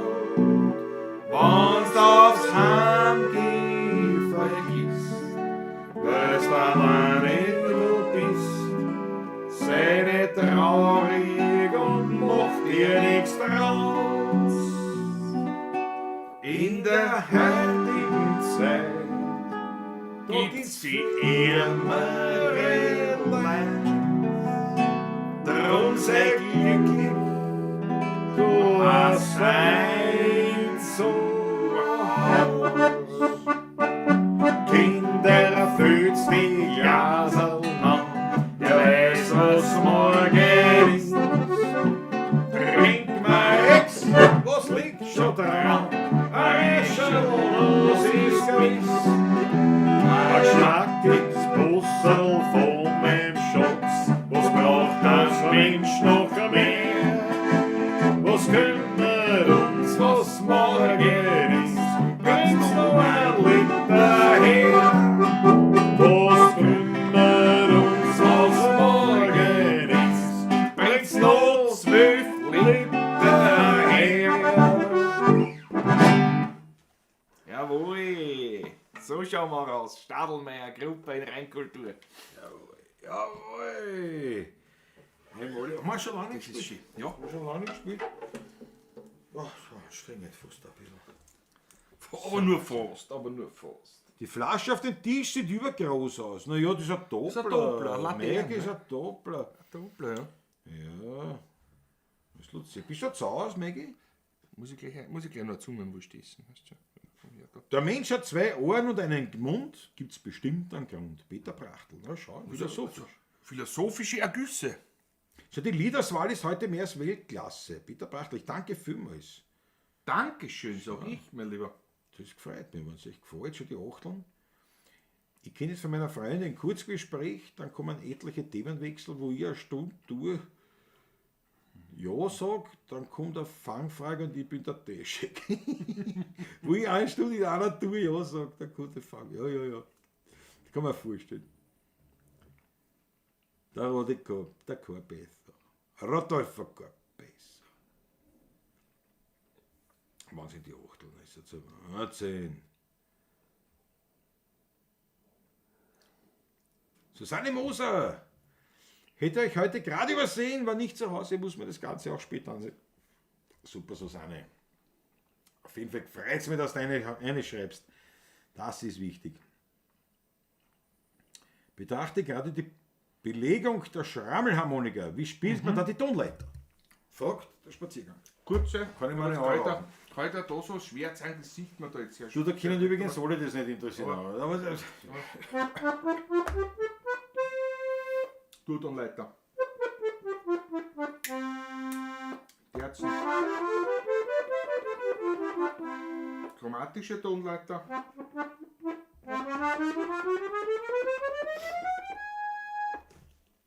So ungefähr. Also die Pentatonik für die Hätte nach Japan. Nach Japan, Pentatonische. Pentatonik. Ja. Sagen wir da. Nächste Woche bin ich kurz in München, wohne ich um die Ecke vom Oktoberfest. Ja, mega weiß, da bist du, da sind wir einmal in München über das Feld dort gekatscht. Da war kein Oktoberfest. Nein. Aber da haben uns das Freunde dort haben Gut sie gemeint, müssen uns das gut zahlen. gemeint, aber Und wir sind da gekatscht, eben in Gichtaxen. Oder was Oder auch was auch immer, ich sage immer. halt einmal Gichtaxen. Nicht hatschen können mit alles Wetter. Du weißt, aber ich gehabt Hunger, aber ich gehabt Sonntag war, nichts hat offen gehabt dort in München. Und wir hatschen über die Wiesen, wo nichts gewesen ist. nichts. Weil sie sich gedacht haben, Außer Betonfelder. das wollen wir sehen. Und ich habe mir gedacht, nein. Wir haben uns dann angeschaut am Nachmittag. Ja, es hat aber einen ganzen Tag Fußball. Schau, jetzt ist er da, Munro ist da. Munro, Heute ein bisschen servus. spät, Munro, Wahnsinn. Wir haben heute schon von dir geredet. Wir haben heute Publikum gehabt und du bist uns dann abgegangen. Haben wir schon von dir gesprochen. Aus Osaka in Japan, die hätte, was haben wir noch gehabt, jetzt da schon wieder alles. Korčula haben wir gehabt. Korčula in Kroatien. Mein Bruder, meine Schwägerin und zwei liebe Freunde. Ich habe schon wieder alles vergessen, ich weiß es nicht mehr. Und einiges, und der Party hat dann da schön gesagt, noch, und Thailand. Ich habe gesagt, nein, der Munro Aber ist schon ja der gar Munro ist noch weil gar nicht er da. gesagt- Aber jetzt ist er schon da. Jetzt ist er da, jetzt kannst du es noch mal sagen. Ja. Jetzt. Thailand ist auch vertreten. Jawohl, na, Super. super, jetzt geht's, jetzt steht's. Übrigens, Franz, macht da keine Sorgen, das war nicht ein Blatt, das waren 3 blauen zusammengepickt. Ja. Franz, macht da wirklich keine Sorgen, der frisst mir das schon weg. Da braucht man. Ja. Spielst du die Passseiten alle offen? Achso, ist eine Frage an mich. Da hätte ich jetzt auch eine Frage. Ja. Die oberen, die spielst du nur mit Daumen offen. Deswegen sind sie in dieser unterschiedlichen Länge. Dann, ne? Also wie bei der Hafen quasi jede Seite repräsentiert einen Ton. Könntest Also- ja doppelt schwer greifen und unten am Griffbrett schon greifst und dann oben Boss, Hals, dann nochmal greifen. Eben. Das geht sich eigentlich einfach Geht physikalisch nicht Geht aus. Nicht? nicht machbar. Von der Anatomie nicht aus. Also du hast bei der Gitarre die Bassseiten der normalen Gitarre und dann nochmal 9 zusätzliche leere offene Seiten, also Töne, ne? Sozusagen.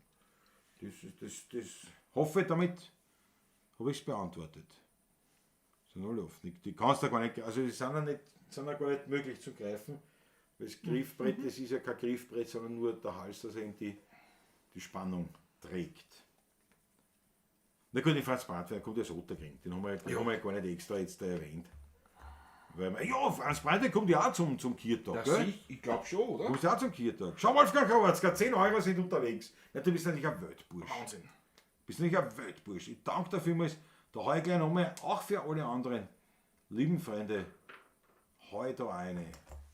Den Schmattes-Banner mit dem Hinweis für die Musee.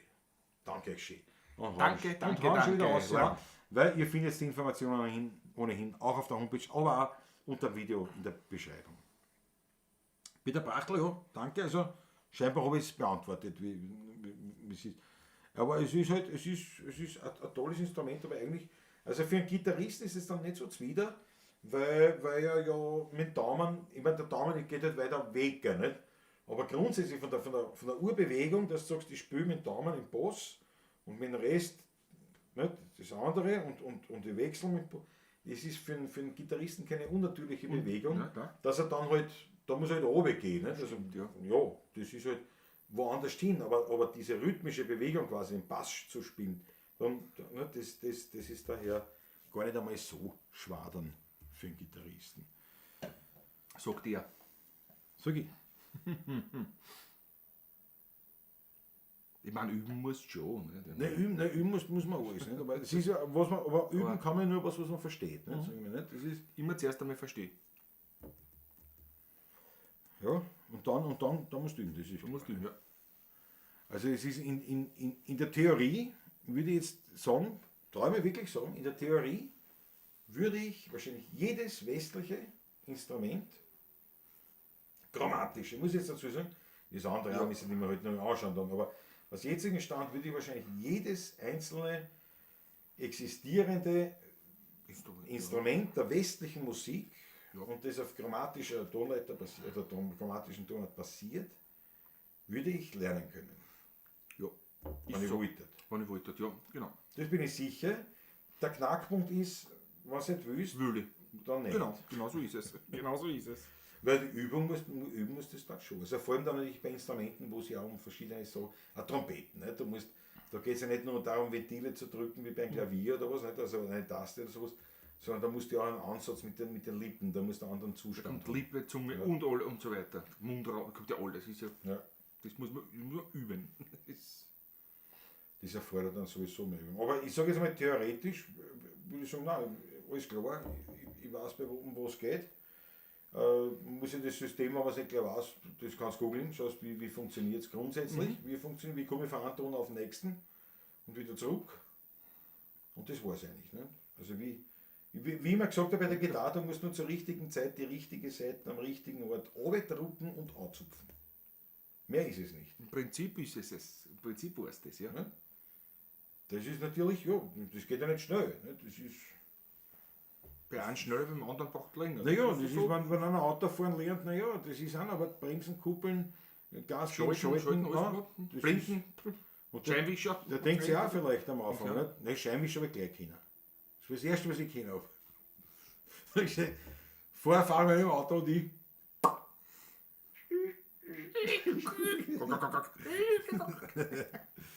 Ja. Wann er gegangen ist. Ja. Aber ich meine, so ein Autofahren, das muss da am Anfang, aber dann, weil klar, wenn da keiner sagt, wie das geht, ist es dann noch schwerer. Irgendwann findest du das auch aus, nicht? Aber wenn einer sagt, also auf den musst du die Kupplung drücken, damit du den Gange langsam kommen lassen, Gas geben rechts, bremsen tust da und wenn du dann bremst, musst du wieder auf die Kupplung steigen oder wenn du musst Hecher schalten, oben schalten. Das erklärt dann und sagt, ich verstehe es, nicht? Warum, wieso, nicht, dann brauchst du es nochmal üben.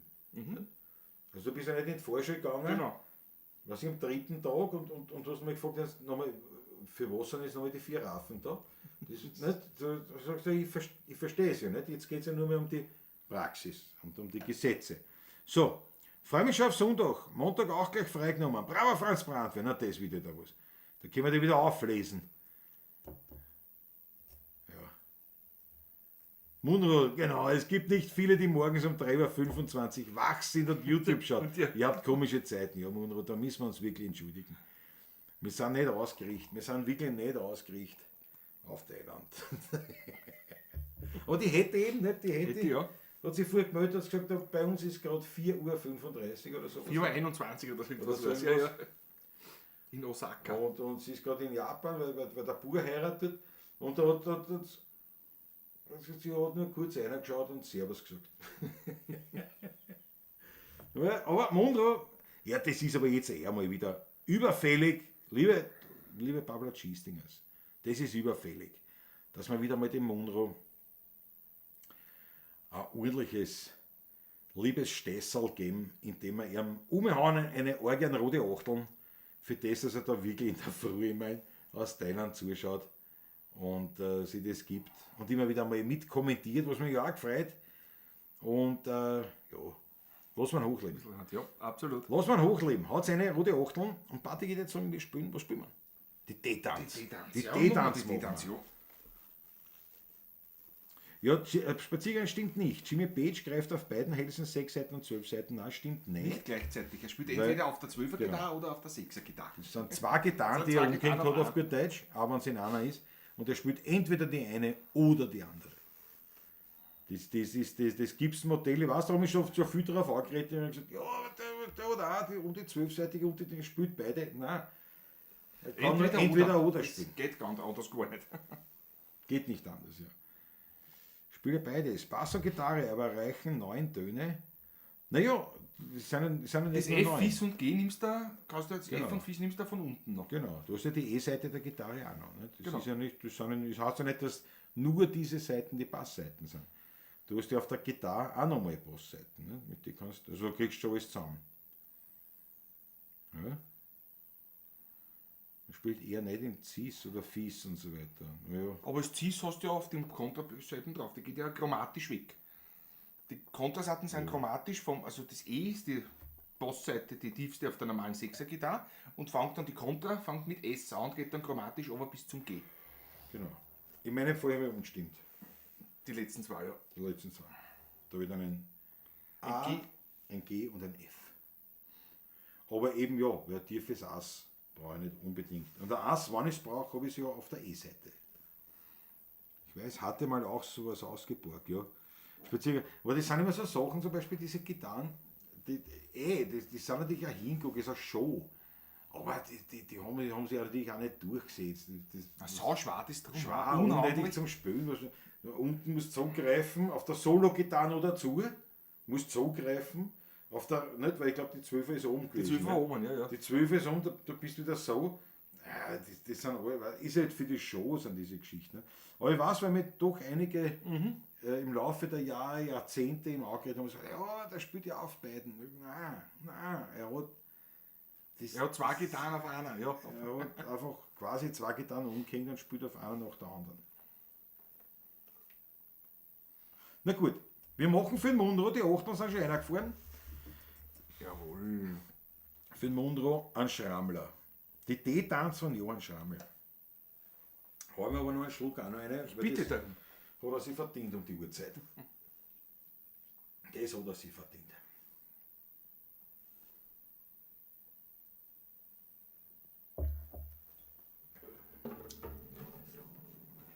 Bin schon im Anschlag.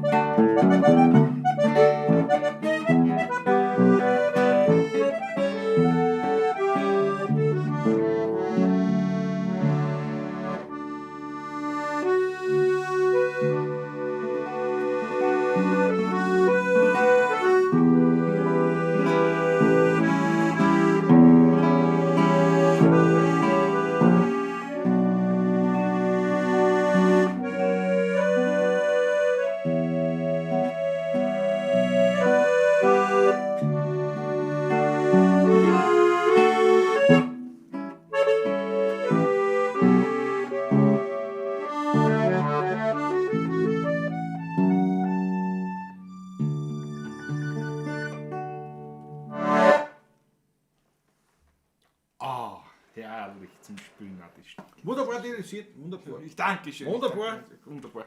Gewusst, warum ich mir das wünsche. Ich habe gewusst, warum ich mir das wünsche. Großartig. Weltklasse, sagt Matthias Gerold. Achtel von eine. Alles Launeck, jawohl, Frieslau Waldkeit-Spaziergang. Mega, ich sag, das ist interessant. Auf alten historischen Orgeln hat man oft im Pedal Fis, da man das damals nicht nötig hatte, natürlich statt Fis und D zum Beispiel. Als Aushilfsorganist muss man gut aufpassen. Ja, darum bin ich kein Interessant, Aushilfsorganist. Ne? Interessant. Darum bin ich kein Aushilfsorganist. Traumhaft schönes Lied, sagt Susanne Moser. Bravo Patrick, Spaziergang. Dankeschön, danke. Rudi Korbes hat die 8 Leine. Machen wir noch sowas? Ja, gern. Lass mich doch was trinken vorher wenigstens. Machen wir noch Mein mehr? Gott, ich wär Ich bin ausgebeutet. so in Spiellaune. Ich wär ausgebeutet. Ich will doch noch die Zeit finden, dass ich zumindest noch einen Schluck. Ich bitte darum, ich bitte darum. Ja, jetzt können wir sagen. Bitte gerne. Ruf und Leier-Tänze. Wenn es dir genehm ist. Auch. Ja, bitte, bitte, ich bin dabei.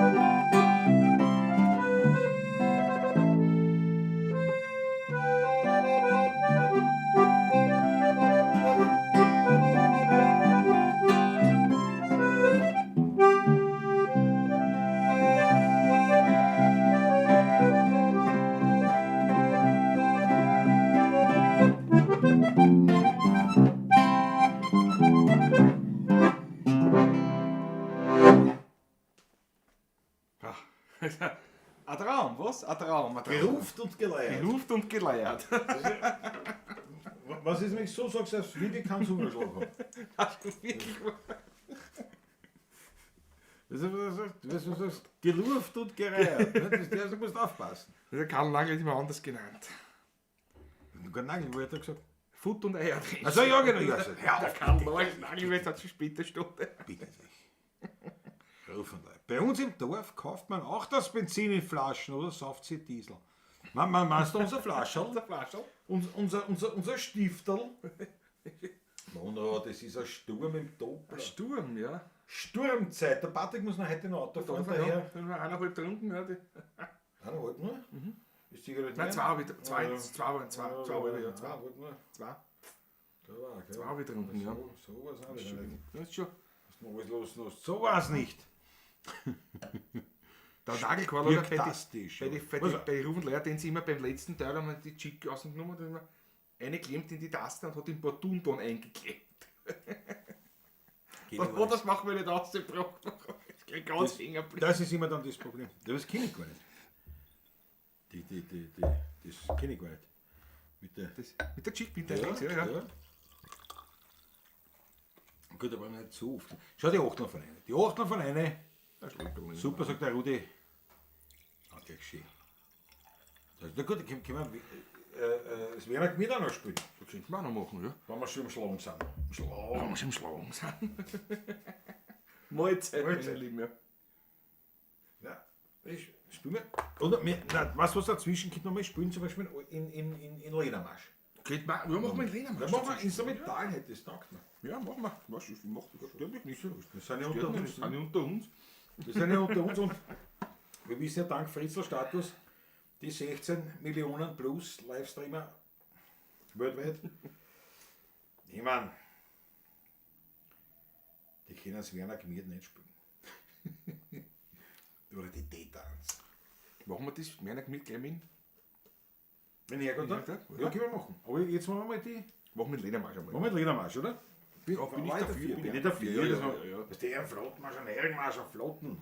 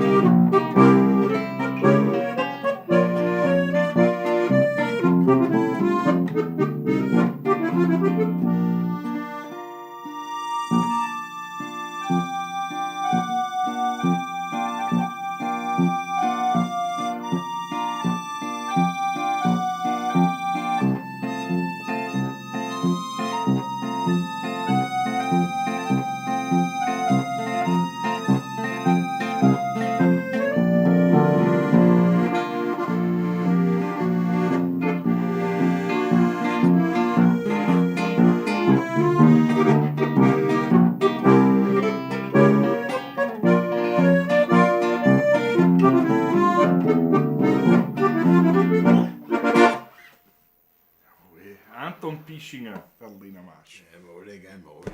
Einmalig. Ich finde den Da toll. gibt's ja gar nichts.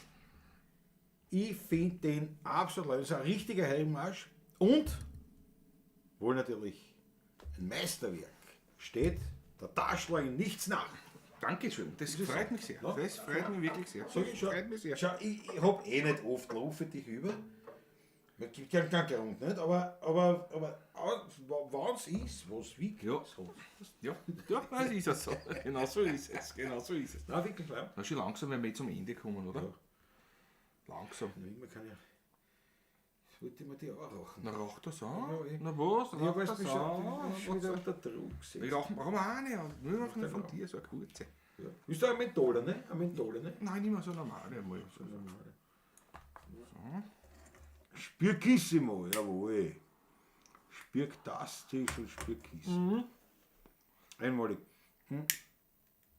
Ja, ich Ein Genie, der lieber Ernst Spierkach, ja. absolut.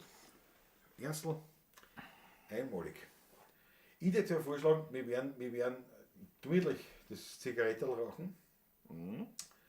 Dann haben wir uns eine in Jäger der Star, gefolgt von Werner Kmiert und mit dem Schlusston von Werner Kmiert Verabschieden wir. werden wir dann quasi auch Schluss machen. Ich glaube, das ist ein guter Plan. Guter Plan, ja. Und, Aber viel Instrumental gespielt heute. ja, ist doch nicht schlecht. Das war aber nicht schlecht einmal. Es geht ja oft unter. Es ist ja jetzt aber, weil ja, was aber das ist aber spielst du? klar. Ja, Ist aber das logisch. ist ja, wir haben einmal gespielt, ganz am Anfang.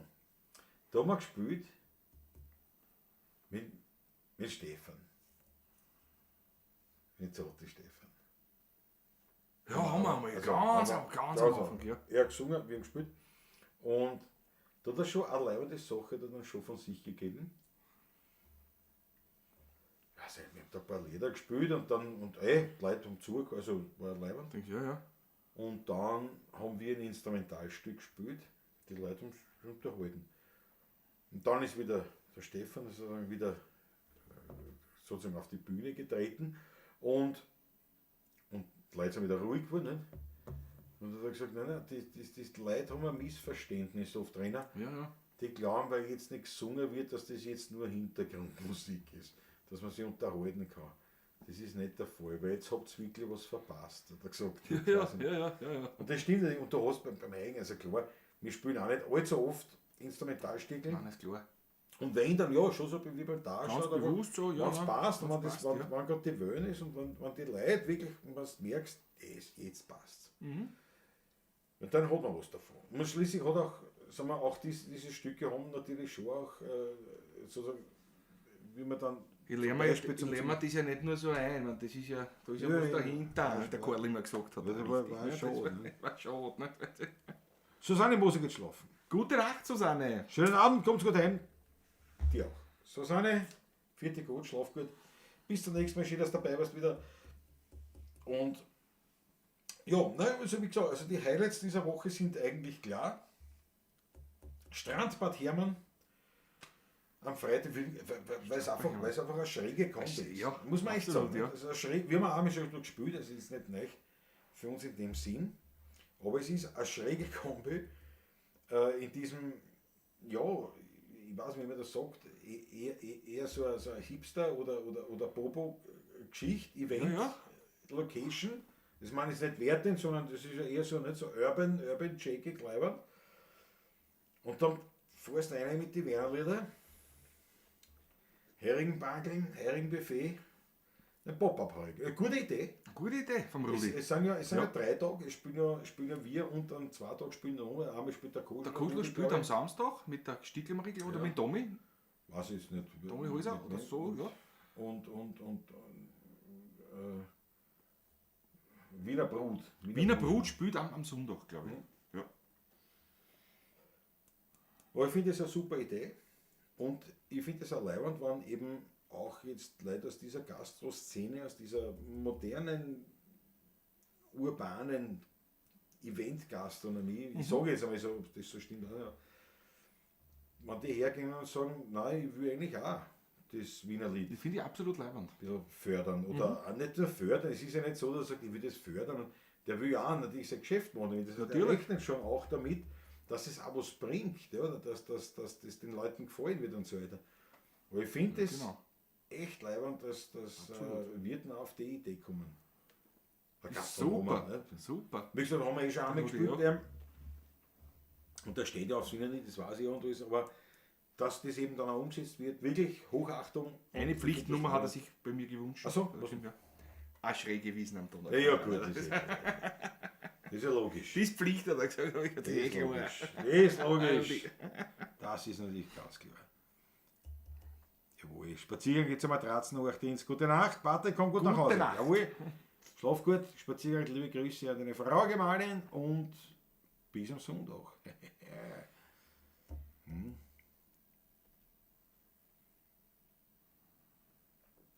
Ja.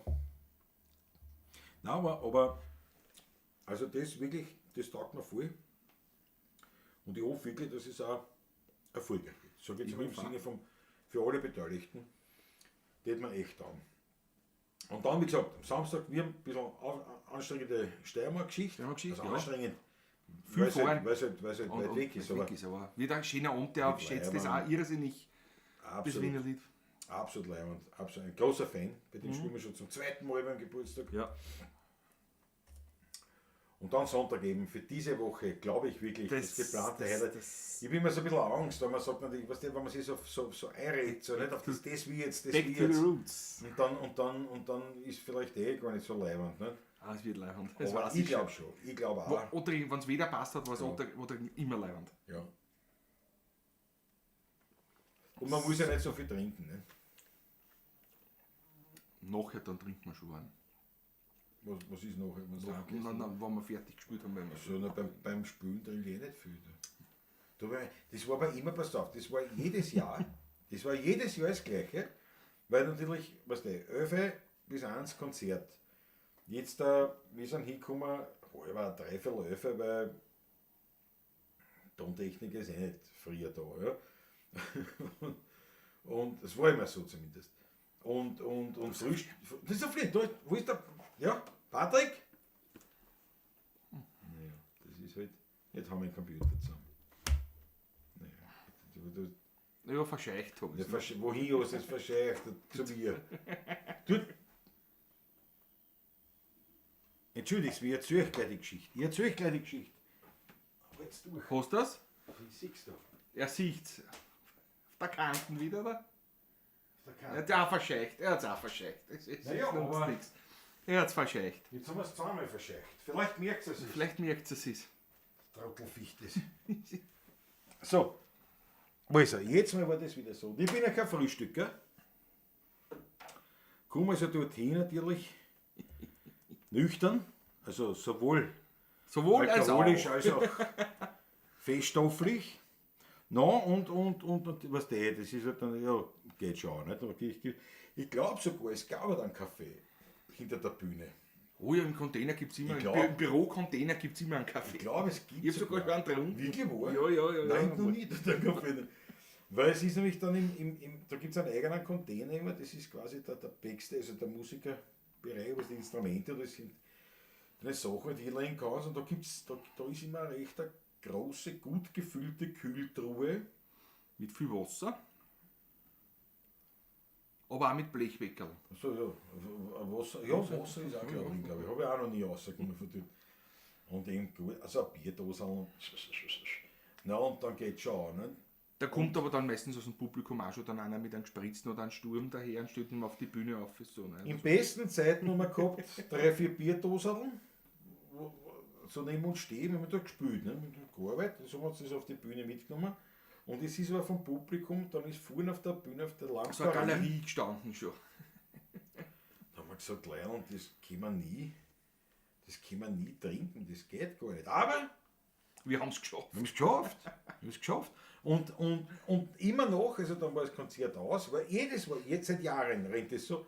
Und ich sage, und spätestens da fange ich an, jedem zu sagen, ich habe noch nichts gegessen. Ich muss was essen. Ich gehe jetzt da Gehen wir zur Schnur, gehen wir Versuch Schnitzel. Und tatsächlich war es noch nie so, dass ich vor 8 Uhr auf die Nacht, eher immer später, aber vor 8 Uhr auf die Nacht habe ich noch nie was zum Essen gegeben. Und dann habe ich gleich schon alle gefragt, und hast du was gesehen? Hast du was gegessen? Beim Stehpadrude, die Stube meine. Willst du was essen? Ja, ich schaue dann zum Buffet. Ja. Hey, mach ich geschwind ein Brodel, also ein Bradelbrot oder was gar nicht. Das, wenn er zu dem kommt, das ist schon leider.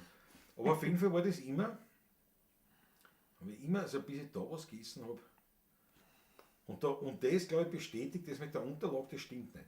Nein, nicht immer. Das kann nicht stimmen. Nicht immer. Weil Es ist.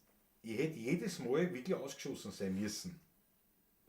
Bei den Kirtagen. Weil ich nie was gegessen habe. Oh ja, dann um 5 Uhr am Abend Ja. oder 6 Uhr, 7 Uhr, das Wie gesagt, also vor 8, glaube ich, nie. Weil gerade da so einen Platz schon gekriegt. Nicht? Da waren ja noch die Konzerte. Ja, genau. Ferien noch.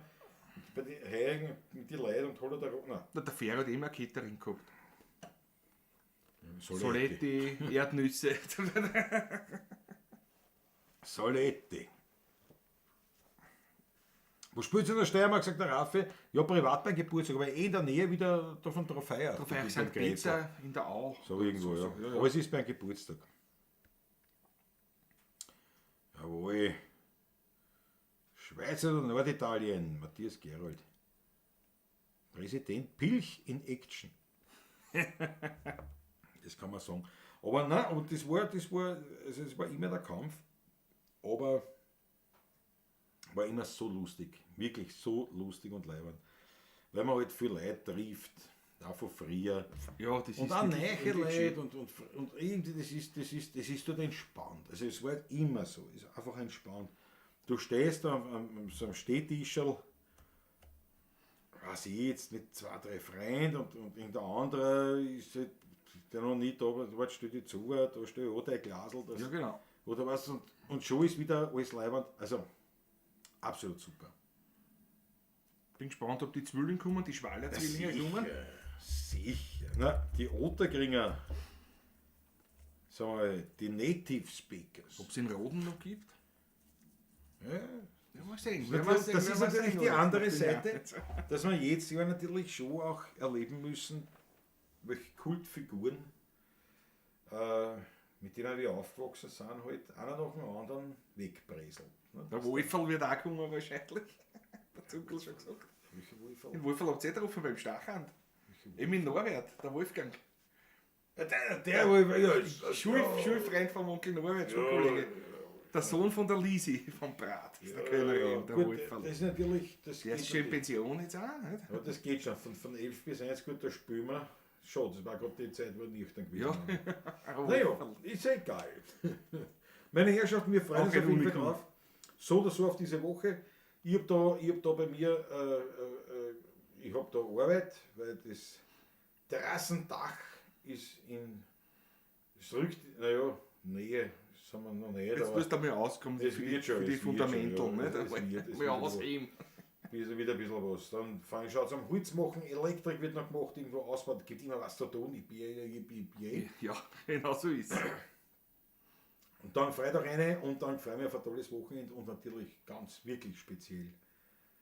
Wow, ich freue mich auf freu mich am die Hermann. Standbad auch schon. Ich ja. freu mich auf die- Freu mich auf die Standbad auch. Aber natürlich. Strandbar. Ja, Strandbar. Ach, Hermann, ja. Aber natürlich ganz speziell. Aber Otterkrieg ist wieder, weil es das erste Mal nach 4 Jahren wieder Ja, ist. Das ist natürlich ja, dieses Highlight, ne? Das war jetzt 3 auch Jahre noch nicht. dazu. Und Ja, du hast recht. Kommt auch noch dazu. Also auf das freuen wir uns.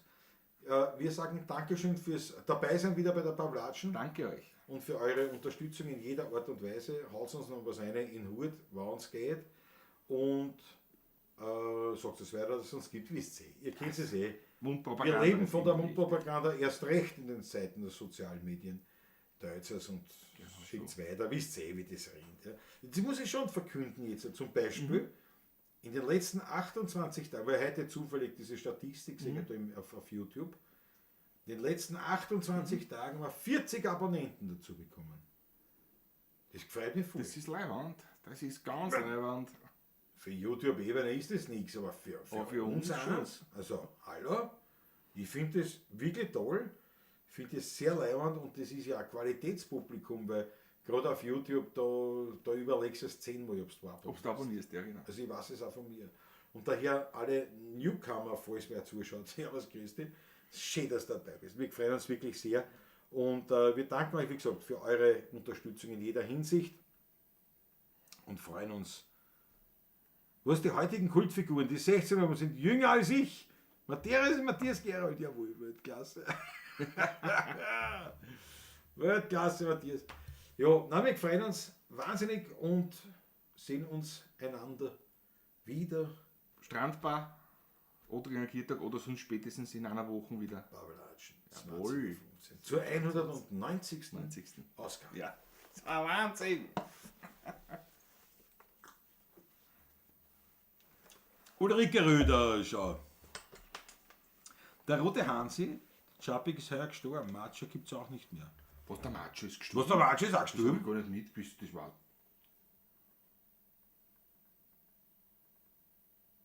Ja, der ist gestorben. Nein, das hätte man der Zuckerl dazu. Nein, das hätte ich auch. Der Macho hätte das hätte wissen. Ich meine, der rote Hansel, der Hansel. Der Hansel, dann ist der gestorben, der Rode, ja, das ist der Hansel, ja. Okay, ist er gestorben. Der Grund in der Otterkirchen. Den haben wir Heimzeit von der Zehnermarie, haben wir Mit heimgebracht. dem Schankbursch von der Zehnermarie habe ich ihn heimgezahlt. Und dort hat er nicht aufgenommen, die Und die Eltern gut. Rettung. Der ist schon gestorben, der rote Hansel. Und dann sehen wir ihn nicht mehr. Nein, das sagen wir nicht mehr. Das war auch eine Legende. Ich habe nicht gewusst, ob es ein Chapek geheißen hat. Das war Fürs Heimbringen hat er mir Schallplatten den geschickt. Schallplatten geschickt. Ja. Aber im Macho, das gibt's nicht. Den Macho. Der war ja noch fit. Der Wolfgang Sturm. Nein, das hätte ich aber mit, das hätten wir ja mitgekriegt. Das kann es nicht sein. Der Wolfgang Kubas da. Mit dem ist er ein paar Mal aufgetreten. Wolfgang Kubas gab überhaupt Ein Gegner des Wienerlieds, Gegner, kann man ja. fast sogar sagen. Der Gegner. Bis er uns kennengelernt hat. Gegner nicht, aber er hat es halt nicht mehr. Er hat gesagt, wenn ich Wienerlied daher, dann Geh. stehe ich auf und Geh. gehe. Und dann hat er uns kennengelernt, das war schon lang her. Haben wir noch Sehr lang her. Und dann habe ich gesagt, naja, das war ja nicht schlecht.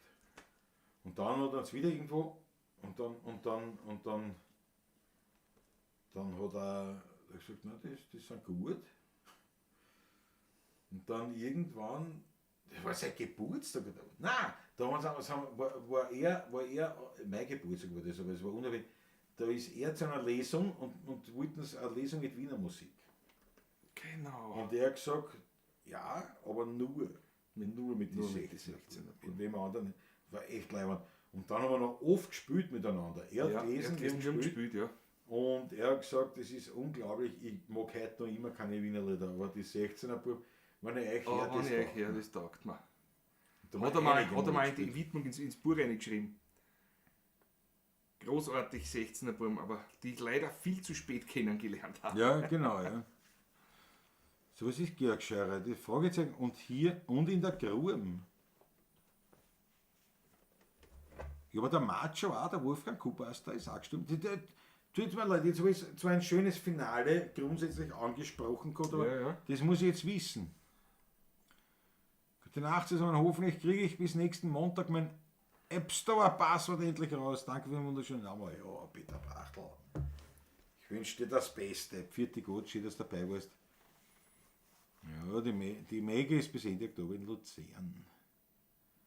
Aber jetzt muss ich noch warten auf den Georg Scheurer, dass er was sagt. Ich zeige dir nächste Woche ein paar Fotos vom Kiertag. Wäre interessant. Naja, Mundro, das ist eine sehr gute Idee. Ich sag dir was. Es wird Fotos geben, der Ackerl kommt da. Der Ackerl kommt, ja stimmt, der Ackerl kommt, nimmt sogar das Konzert auf, hat er gesagt.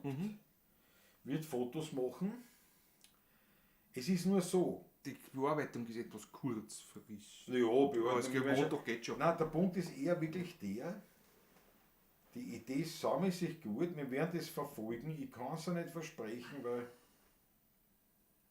einfach, es ist eine unberechenbare Zeit, der Kiertag. Ja. Du weißt nicht, das ist halt, Sehr du unberechenbar. weißt halt, ich bin ja tatsächlich, möchte man vielleicht nicht glauben, wenn man meine Social Media Arbeit sieht für die 16er, aber ich bin selber gar nicht so ein, ich habe das Handy nicht oft heraus. Eigentlich zu selten, ja, eigentlich zu selten. Eigentlich müssen die öfters dran denken.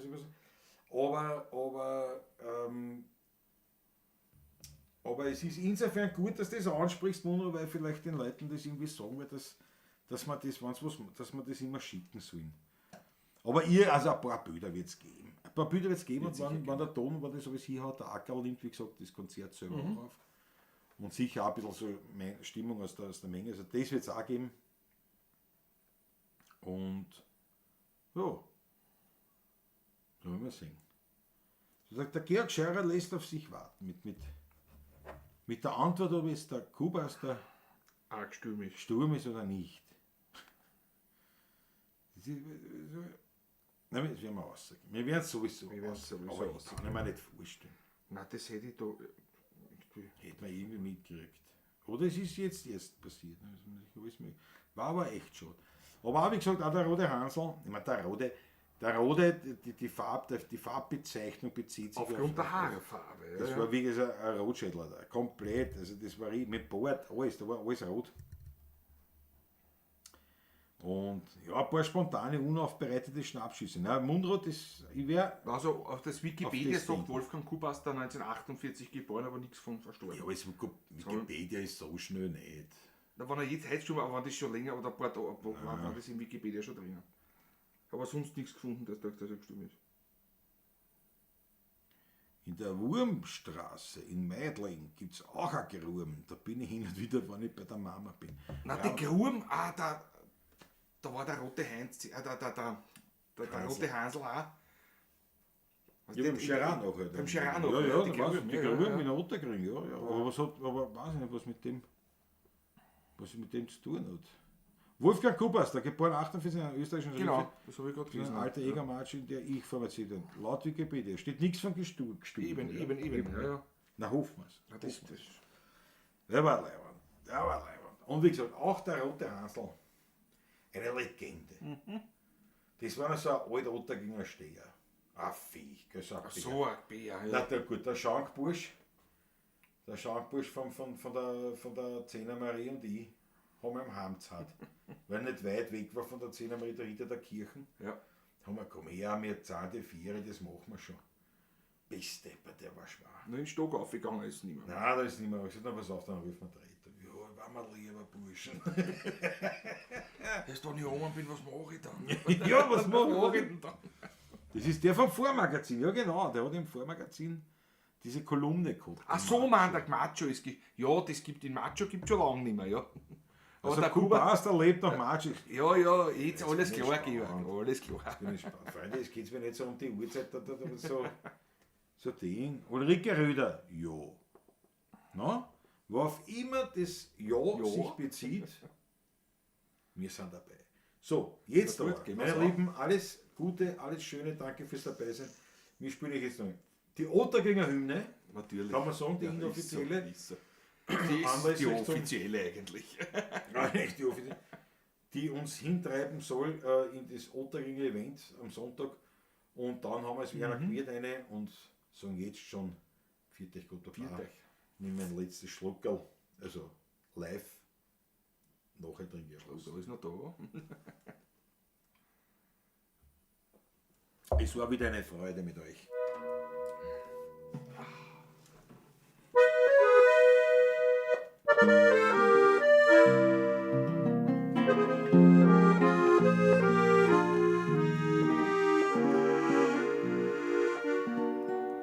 In Untergring traust, in einem uralten Haus, In einem Hof in der Speckbacher Gossen, da ist Land ganz verstaubt, seiner Zierde beraubt. Ein Herrgott aus Stein ganz verlassen. Ich habe ihn entdeckt und als Kind dort versteckt, mein Kindreal und meine Stuhl. Denn die größeren Buben waren auf die Stollen den an. Als Kindreal hätten sie mir gestohlen. Herrgott aus Stein, du nur allein, hast mir als Bibel verstanden. Du hast mein Besitz immer beschützt, bist der Freund dafür gestanden. Oft hab ich geweint und mich an dich gelernt, denn Kindersorgen sind groß. Herrgott aus Stein, du nur allein, du bist mein einziger Trost. Ja, das ist schon lang her, von dem Haus steht nichts mehr. Und Ottergring hat sich verändert. Heut wird überall gebaut, alles alte zerhaut. Auch die Menschen, die haben sich geändert. Ich fahr öfters noch raus, denn meine Mutter wohnt raus. Und wie ich so hingehe zu ihr, da liegt ganz verlassen, zerschlagen auf der Straße, mein steinerner Herrgott vor mir. Herrgott aus Stein, ich glaub mir zwar, haben's noch rechtzeitig gefunden. Du hast mein Besitz immer beschützt, bist wie ein Freund dafür gestanden. Oft hab ich gewarnt und mich an die Hand. Den Kindersorgen sind groß. Herrgott aus der Stadt, du nur allein. Du warst mein einziger Traum.